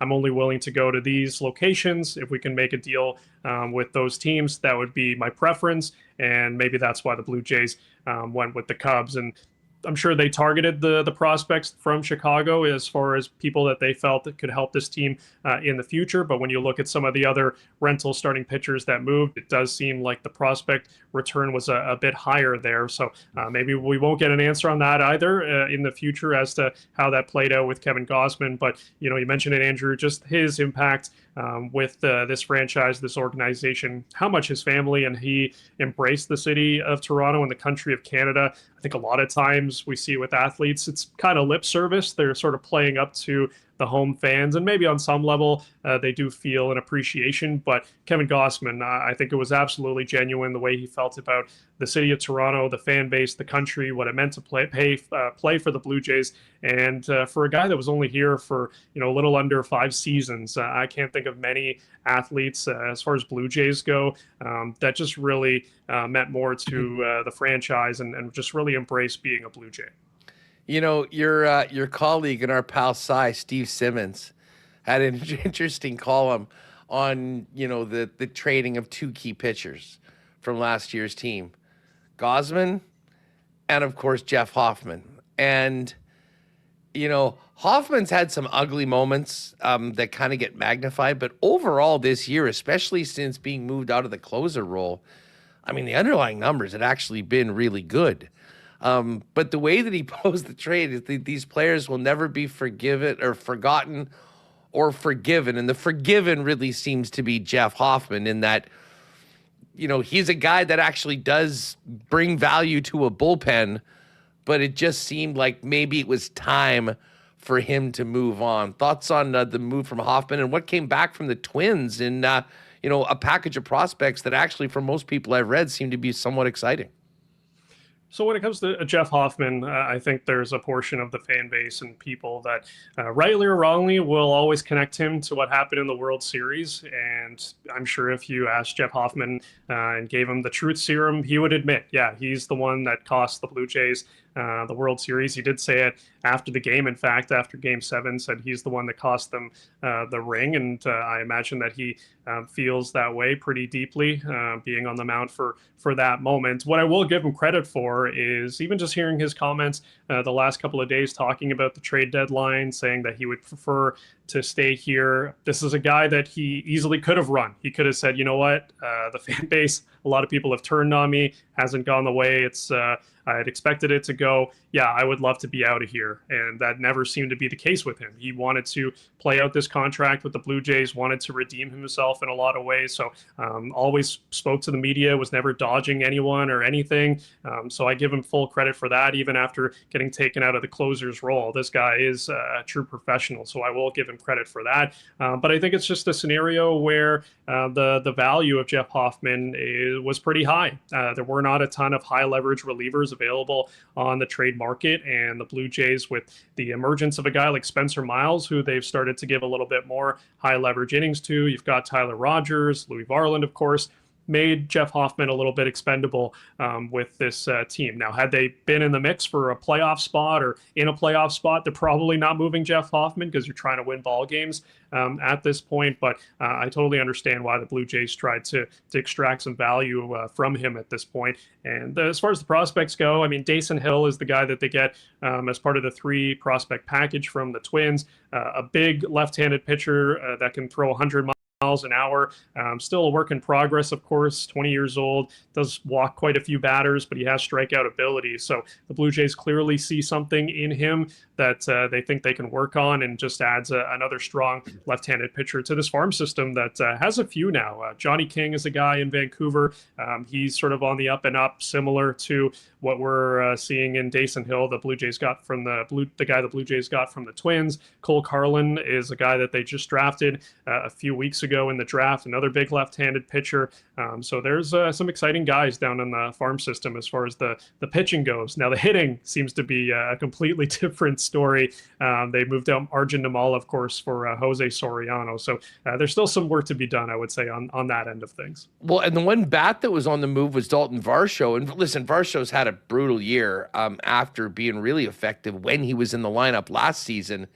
And I think that, with his defense, although that's probably eroded a little bit, I'm not surprised that there was a taker for him.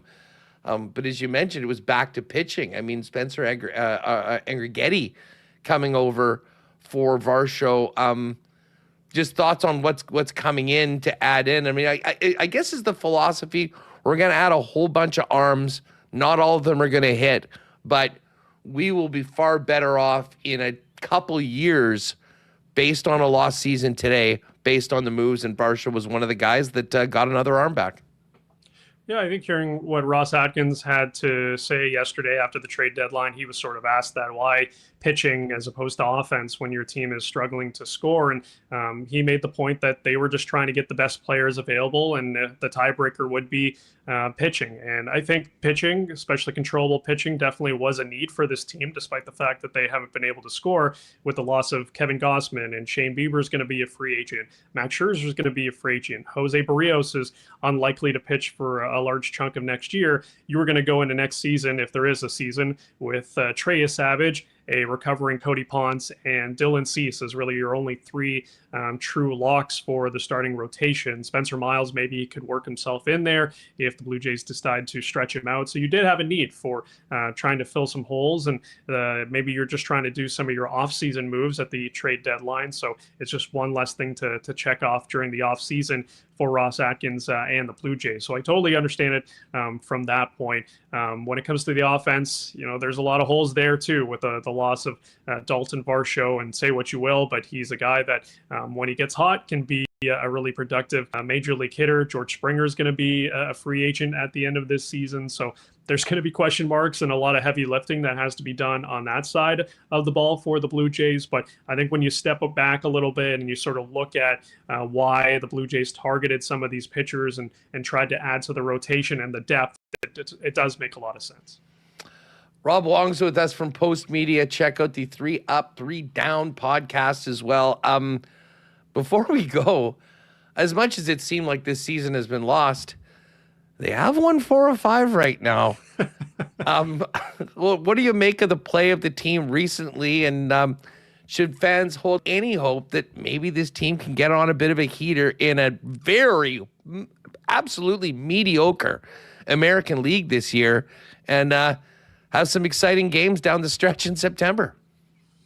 Hey, look, we've seen crazier things. I think all you have to do is look at a couple of recent examples. One, just this year's Red Sox, when the Blue Jays went into Fenway back in, I think it was June, and they swept them, and the Red Sox looked like an absolute mess. You thought there's no chance that this team is going to be doing anything. And lo and behold, they've won something like 23 of their last 26, and here they are sitting comfortably in a playoff spot.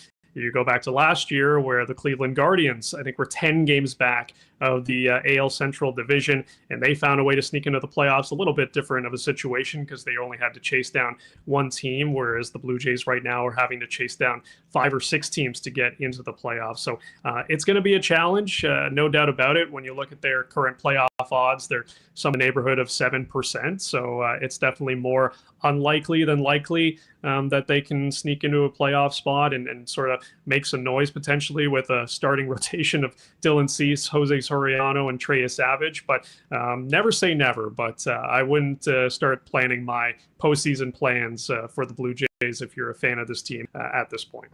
I guess at this point, it's just worry about the Astros tonight, try and get a win and move on to the next one and see if you can get on a bit of a run. Rob, thanks so much for doing this today. Always great having you on the program. Absolutely, Andrew. Thanks so much. All right, good stuff with Rob Wong. Jake Bowen Moss is going to join us in just a second. Got to shout out our friends at Aikens Lake Wilderness Lodge. They are having just an amazing summer. And every single time I seem to go to my Instagram, there's another master. Saw a 45-inch pike being thrown out of the water yesterday. Just mind-blowing. If you're looking for a world-class fly-in fishing experience where you can be on the water just a couple hours from the city of Winnipeg and with world-class fishing, but even more world-class hospitality, Aikens is the spot. They are booking well into 2027 right now. So get on over there, get planning for next year's fishing season, and you never know, something might open up this August or September before the end of the year. AikensLake.com and at Aikens Lake on all your social channels for that. Wow, Breezy Bend golf report from the weekend. So close for Patty and I for this Sunday Sweat Club. We had 2 of our 3 make it. Jackson Koiven, a late bogey, cost us the cash for the top 20.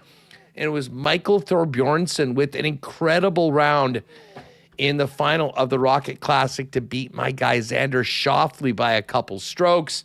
They're back at it. We'll take a look at the odds tomorrow. Pat will join me on Thursday today for the show. But I can tell you that Breezy Bend is in absolutely mint condition as it's been all year long. Just hosting the Manitoba Senior last week.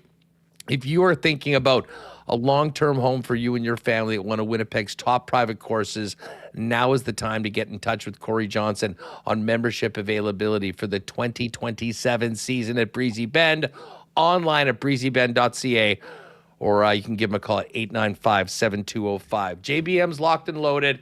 First up, a big cheers to our friends at Winnipeg's favorite local brewery, Little Brown Jug. You train day in and day out, learning new techniques, approaching new concepts, concepts and living out the thrill of achieving your goals. Building a craft beer is no different. While you spend your hours on the ice, we spend ours here, brewing our trademark beer. Again, and again.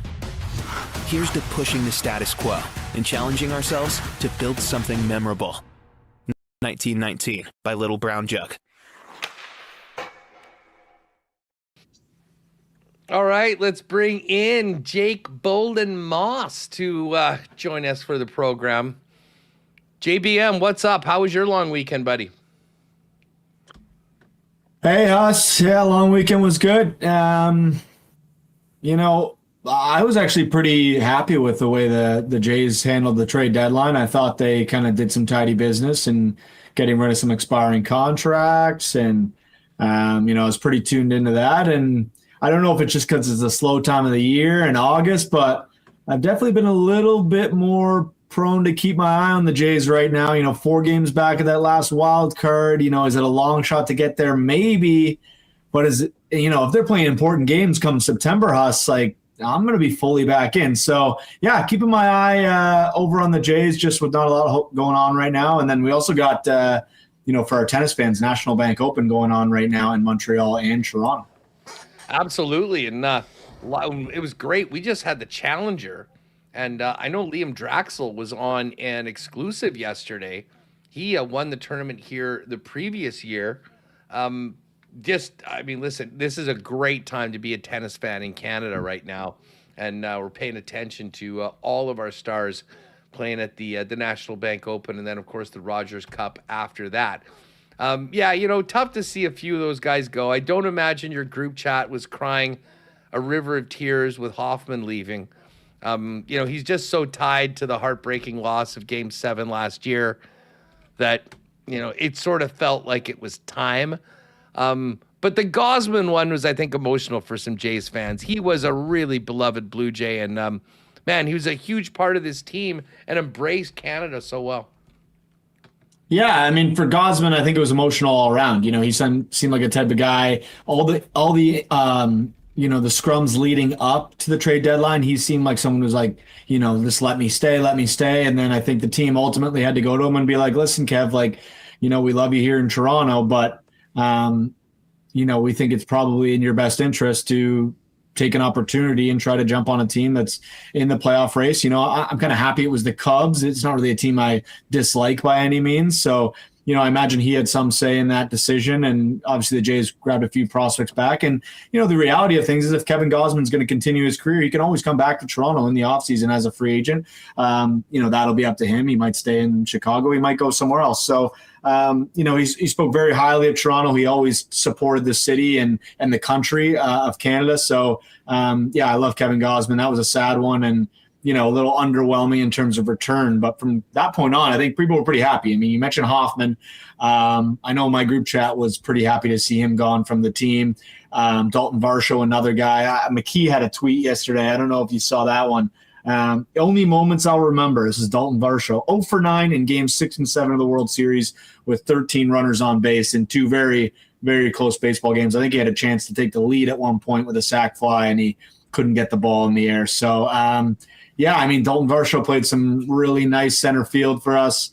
But at the end of the day, when they needed a big hit in the Blue Jays, that is not really a guy that you could rely on for that moment.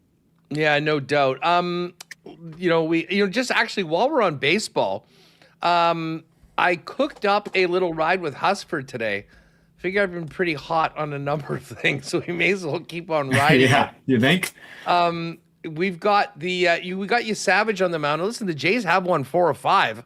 They have to put a bunch of wins together. It's now or never. So listen, let's ride with the kid tonight. They're taking on the Houston Astros. Jays are plus money on that one. And then a couple nice pitching matchups. I have no idea why the Brewers, other than the fact that they've had trouble with the Pirates this year, are the favorite that they are right now. We were looking at, this is the best team in baseball. They're a half game up on the Dodgers right now, and they're playing the Pirates, who are better than they have been. They're 500 right now. This has gone up a little bit, but minus 154 right now. So we're going to lock in the Brewers, and then another really advantageous pitching matchup with only a minus 125 tab, and that is the Arizona Diamondbacks against the Padres tonight. So the ride with Huss is Brewers, Blue Jays, Diamondbacks, plus 524 if you do it yourself, plus 610 in the combo card. So if you want a little action for tonight, want to take advantage of the boost, come with me on the ride with Huss. It's there on the main page. To the CFL we go, and listen, we're kind of on to the next week after the disaster for the Bombers. And listen, people are still hot about that one. I will say, we reset on Friday and ended up taking Calgary and Montreal and Saskatchewan for a nice winner. So it all was not lost, but a big week in the WST Cool Bet Pick'em League, Jake. And we have a new leader and a split pot with a tie at the top for the week. Yeah, the thing I've loved about the league, Huss, is every single week it feels like someone new is picking up that nice weekly bonus. You know, whether I know Cold Freezing had a couple a good weeks in a row there, but this week it was Denny T and Magoo 30 at the top of the board with 35 points apiece. They both got the split bonus of the $50, so they both got 25 to their account. If they haven't seen it yet, it is there. I did put it in yesterday. And yeah, tournament leaderboard. You look now, Huss, 165, Skins 44, 10-point lead over Ted Lai 2, Rob Pepper and Izzy 999, 991 at 155. Still plenty of people very much in this race, Huss. And, you know, the thing I was thinking about before I jumped on here was nothing is guaranteed in this league. You can absolutely skunk some weeks and lose your spot in this leaderboard. You know, there's no guaranteed points. So if you think you're far down the board, I don't think you're out of it until the very, very end. There's still a ton of weeks to go here. And, you know, we're seeing a good amount of people every week, about 70 people every week steady putting in their picks. So tip my cap to them. Anyone who hasn't got a piece of this, you know, get in. Even if you don't get in and win the whole thing, the weekly prize of $50 is pretty nice to have. You sprinkle that on a little bit of Blue Jays, a little bit of CFL for next week, whatever you like. I'm at 110 now, Huss. I'm not sure how you guys fared this week. I didn't get a chance to look at everybody, but yeah, very much in the race with you guys, and excited to keep rolling here. I bounced back actually after, obviously, I had the Bombers and got 0 for the game on Thursday. But I was right there. I had the 20 for Hamilton in their loss, so I got 15 points for that one. I had Montreal, I had Saskatchewan, so 25 points. It's good. I'm actually sitting in 11th right now, and I'll shout out Schnitzy from the Bomber Report. He's in 6th right now with Cold Freezing, just 15 points back. Big Hands at 145. D. Carpy and Great Par and Magoo. That's Derek McGorn, who's a big regular listener of the show. He came out and visited us at Princess Auto last week when we were there. He is at 140 right now. And then there's Huss at 135. Yep, second page of the leaderboard. And Remis is at 130. We've caught Bombing, who had that great start. He's also at 130. So anyways, it's all open for this week's games.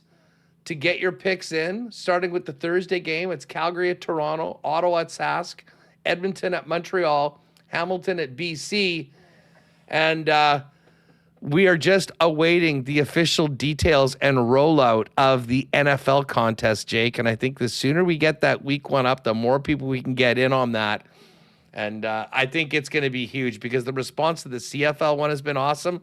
With all of the games in the NFL, this one is going to be so much fun. Yeah, listen, I'm targeting next week. I've been working on it here. Just, you know, we went over it today in our meeting, just how we want to lay it out. I think we've decided instead of doing all the games every week, since it is score predicting, it's a little bit more tedious. We're going to do 6 games a week is the plan. So I'm giving a little bit more detail behind the curtain here. And it's going to be like this. So it's going to be the 3 primetime games. You'll have Thursday night, Sunday night, Monday night game, and then kind of a scatter of 3 more, probably something in the 1 o'clock slate, something in the 4 o'clock slate, and then another, big game. So week 1, I can tell you the week 1 matchups if we want to continue to tease this and hopefully get it open up next week. We're going to roll the first 2 primetime games that they're doing. Patriots, Seahawks, Super Bowl rematch is starting off on Wednesday, September 9th. And then we're going to go Rams 49ers on Thursday Night Football. Giants Cowboys is Sunday night that week in week 1. Chiefs Broncos will be on there. They're the Monday nighter in week 1. And the other 2 games we've added for week 1 is going to be Vikings Packers in the 4 o'clock slate and Texans Bills in the 1 o'clock slate. So we're going to kind of have a piece of every single game, make your predictions, and that'll probably be up next week. Once we get everything kind of solidified on our end, we'll launch that, and you guys will have plenty of time to promote it. Mayo can promote it, and we'll try to get as many people as we can on CoolBet involved and in each week. And obviously the prize pools, we love the CFL. I think the prize pools might end up being a little bit higher on the weekly and definitely for the overall for the NFL pool. Well, I can't wait for the rollout, but I will remind folks, and even if you've heard us talking about it now, you're like, oh, I got to get in. Just get an account. It's completely free to play. Even if you don't bet, if you win the week, you'll have a little something in your account that you can go and play with.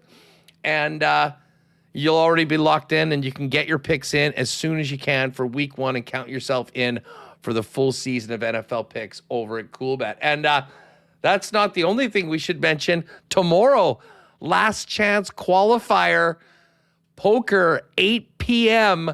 over at CoolBet. We've got qualifiers from our first 3 tourneys.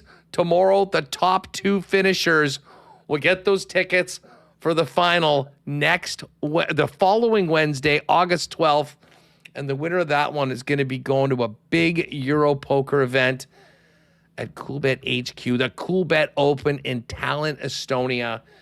The boys are fired up for this one. I know a lot of the guys that have already qualified are doing some practice rounds, getting ready. But tomorrow night, the regular tourney rules, bounties on my head, Hamilton, Michael Remis, $100 if you take us out. And we're going to find out who the last 2 qualifiers are, and then it gets real. The following Wednesday should be great.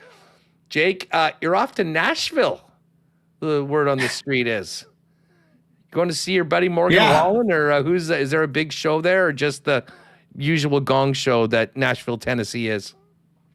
Yeah, listen, at least we'll see Morgan Wallen's bar, that's for sure. My buddy's getting married in September, so he's got a big group for this batch. There's 15 of us going down on Thursday morning. We'll be there until Sunday. So, it should be interesting. We're doing the pop stroke. I don't know if you've seen that next level. I went to it in Vegas. So much fun, dude. Oh, it's so good.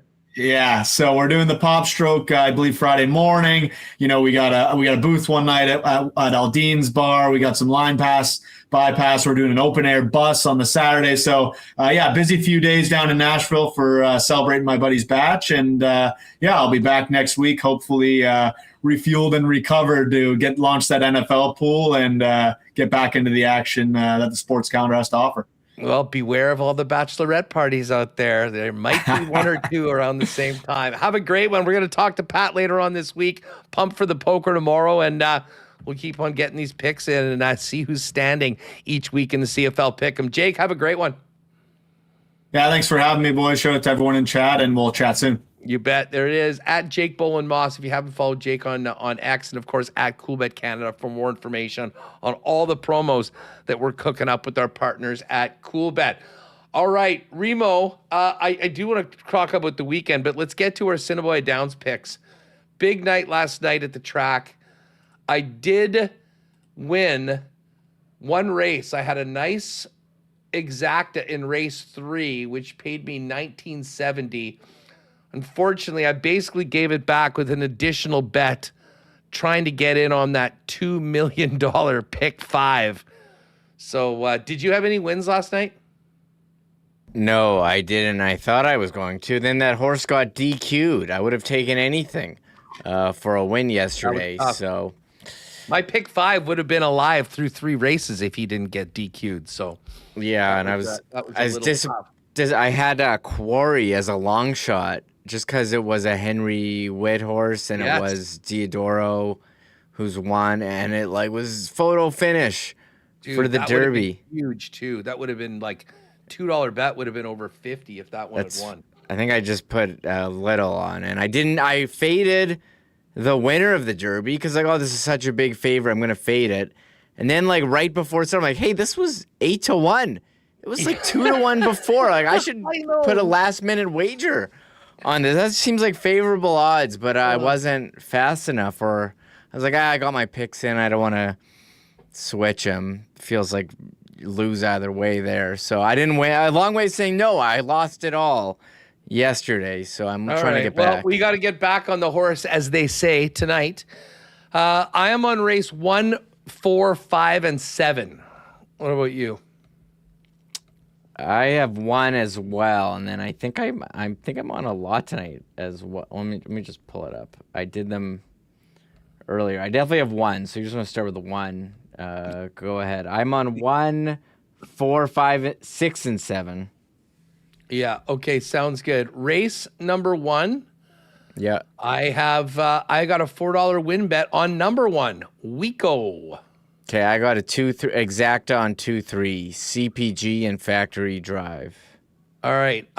Did you say you have 2 or 3? No, those are short. Those are like small races, so I didn't get on those. Okay, race 4. I've got $4 on a bit of a longer shot. Number 7, Paterson Landing with leading jockey Antonio Whitehall on the saddle. Okay, I'm going for the favorite here. Well, at least on the program selection. Get My Drift. It's Jerry Gurno, trainer, Henry Witt horse. I need some easy wins here after losing, so I did take a couple favorites. So I'm going to Get My Drift. I've fallen behind. I'm taking a swing on a couple triactors. Race number 5. I'm going 2, 5, 8.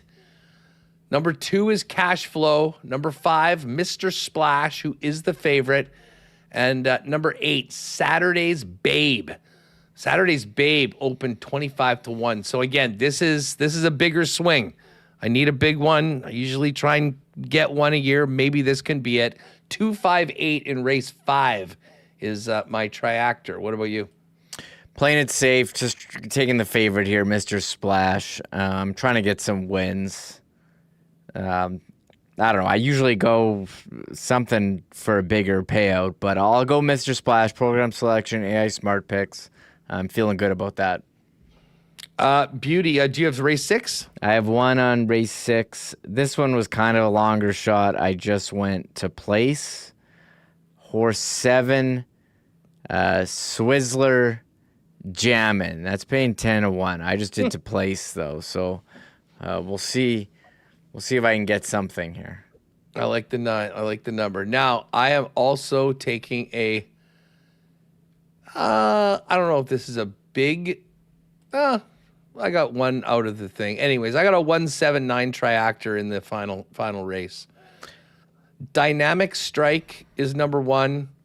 Arikara, who is the opening favorite, is number 7. And Big Tippa, who I believe I have won on before. So 179, the old $1 triactor box. That's my final pick today. Okay, I have Big Tippa to win. I just did a small wager on Big Tippa. Yeah, love to have Big Tippa. All right, so there you go. There are picks for tonight. I got...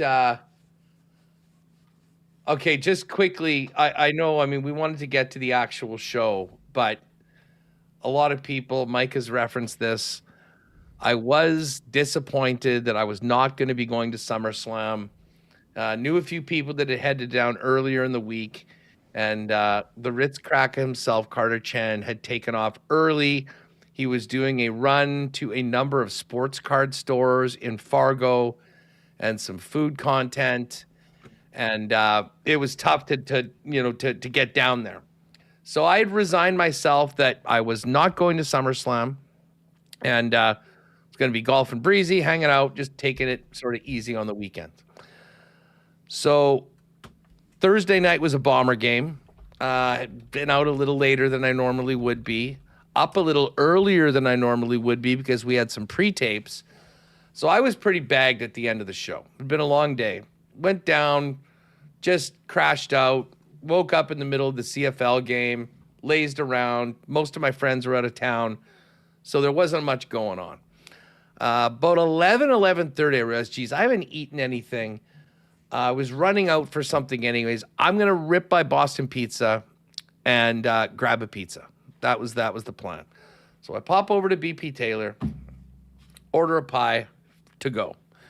So I figured, you know what, it was happy hour. I'll have one beer while I wait. And I said, you know what, maybe I'll throw 20 in this VLT. So I went over to the VLT. I put in the 20, and this wasn't like I was going out to play the slappers with a big stack or anything. I was literally at $20. I put it in. I was playing $1.50 on this game called Cash Climb. You can go anywhere from 50 cents to $2.50. I was right in the middle, $1.50. And I think it was on basically my fifth spin. It came down, and this is one of those games, if you've played them before, where there's like, this one was golden apples, and it would have a amount of money in it. And if you get 6 of them on a spin, there's 15 places that you can have, 3 rows of 5. You get the bonus, and it keeps going, and you whatever you win in the thing. But the key thing about it, there's like the mini, the minor, the maxi bonus, and then there's the grand, and that's the big one you see at the top, $2,500, and that's if you fill all 15 spots with these golden apples. I pressed the button.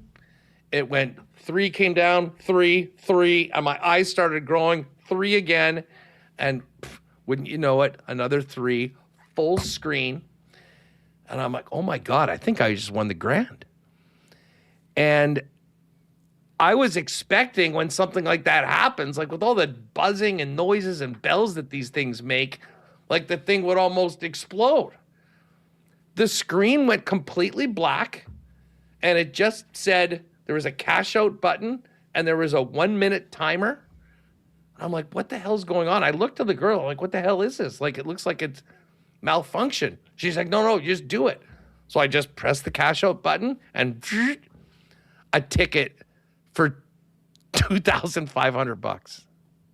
I could not believe it. There it is. I texted that to Remis. You can see all of the things were full. So I could not believe it. I sat back.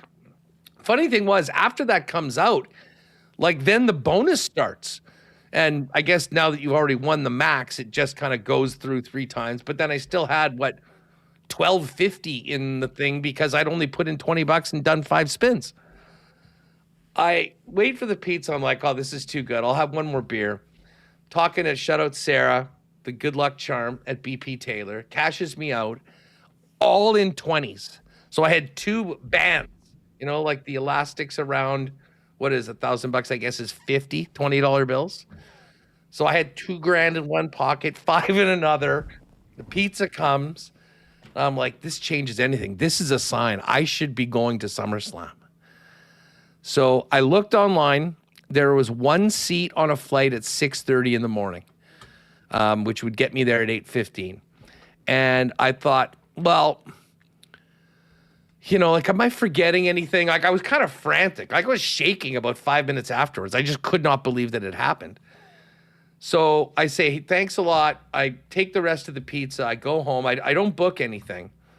And I'm like, come on. Like, I really wanted to do this. It wasn't really going to work out because I didn't have any homies to go with that were as convenient that would make it happen. I know guys there. I should go. So I went back to the site.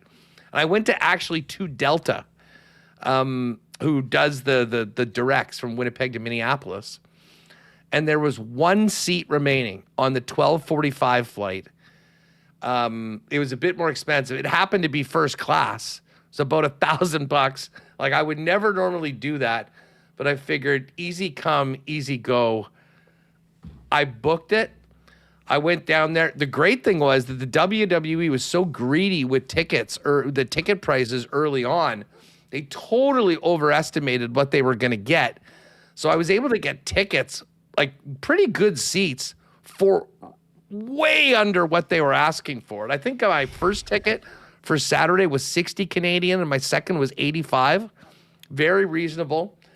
But anyways, hooked up with the Ritz Cracker himself in the midst of multiple food reviews he was doing, and got a chance to do both Saturday and Sunday at SummerSlam.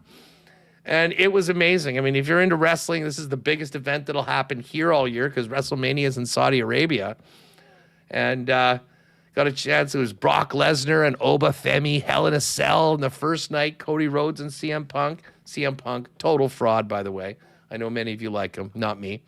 And then it culminated with Seth Rollins and Roman Reigns yesterday. The return of Kevin Owens, Canadian hero, Bruce Boudreaux's favorite wrestler.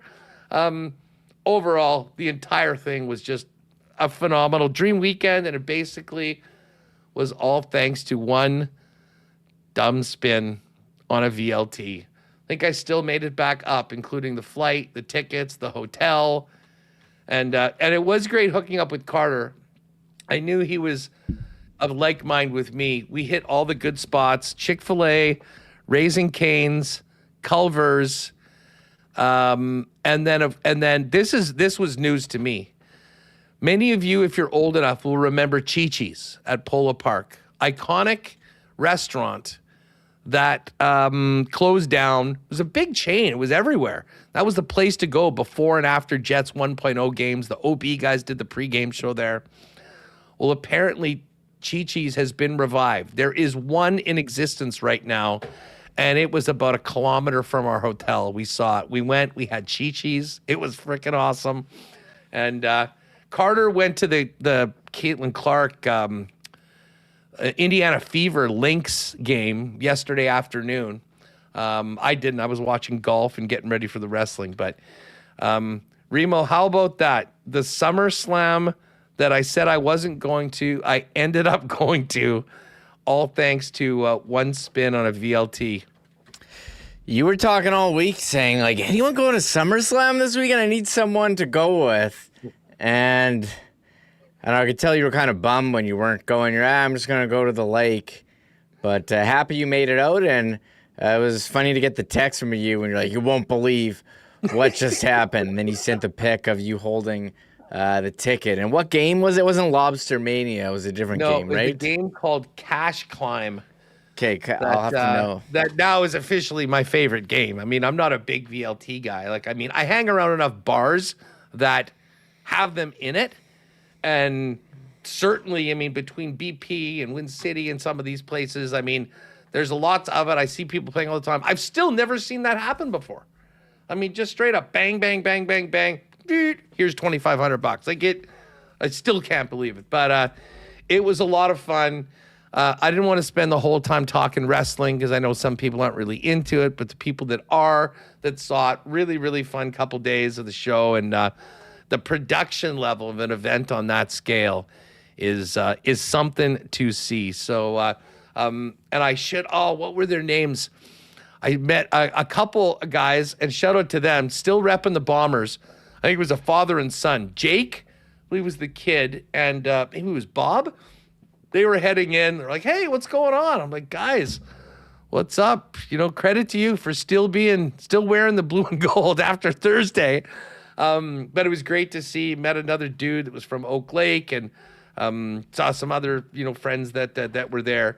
But an awesome weekend, and an unexpected weekend. But a shout out to Ritz Cracker. If you have Instagram, you follow him already. If not, do it. He's got a whole bunch of hilarious things. And Remis, I will say this: he is a magician. He's taking pictures, taking videos, editing them on the fly, and posting them throughout. I could not believe having a chance to be front and center and see the magic from Carter was also maybe worth the trip on its own. Yeah, he did post the F5 burger from night one, and I've seen him out in person. He's got a light that he shines on the food, so he didn't have the light, but yeah, when he does his food content, hey, he's doing. It's important for it's important to get great light on the food. So he has that. But no, he does run 2 phones, though. He's got a regular phone and a content phone. Go get the 8. Is the F5 burger one up there? This is the F5. The Brock Lesnar F5 burger. It looked insane. It looked like a lot of burger. Yeah, it was 2 patties, cheese curds, onion rings. He does such a good job at these things. Anyways, hit him up with the follow if you're into foodie content and great stuff on Winnipeg. An absolute beauty. Well, listen, that was a long show. Lots to get to today coming out of the long weekend. We will have more on the Bombers at the bye week. Obviously, the Fish are rolling right now. Blue Jays, we got the tennis happening out there. And the big story around town, Sea Bears. So make sure to tune in tomorrow. We should have a contest up. We're just waiting to get the tickets, and we'll do that for the playoff game on Thursday night. Hoping Teddy Allen's feeling better soon. And I imagine there'll be some more information coming, maybe at some point from WPS about the investigation as to the assault of the star forward for the Sea Bears. That is going to do it for us today, gang. Poker tomorrow. Hopefully we'll see you there. The last chance qualifier. And have a great one tonight. I think I might head to the ballpark tonight. We got a double header. It's $2 Tuesday also. Tuesdays. Maybe do a little Joey Chestnut act myself at the ballpark tonight. We will see. Although I did have a lot of fast food on the weekend. But, hey, we'll figure it out. Remo, have a great one tonight. Looking forward to tomorrow. And again, Bomber Report and CFL 110 both were live this morning. If you want more content on WST, it's all waiting for you. If you're getting it after the fact on YouTube, do us a favor. Leave a comment. Certainly helps us kind of have maybe more people get eyes on that content. Thanks again to Mike McIntyre, Jake Boland-Moss, Rob Wong, Joey Slattery. We'll have a big one tomorrow. I hope you'll join us 1 p.m. right here on WST. Have a great one, everybody. Oh, my God! Oh! Shut it down! Let's go home! Thanks for tuning in to Winnipeg Sports Talk Daily. Make sure to subscribe on YouTube and your favorite podcast feed at winnipegsportstalk.com.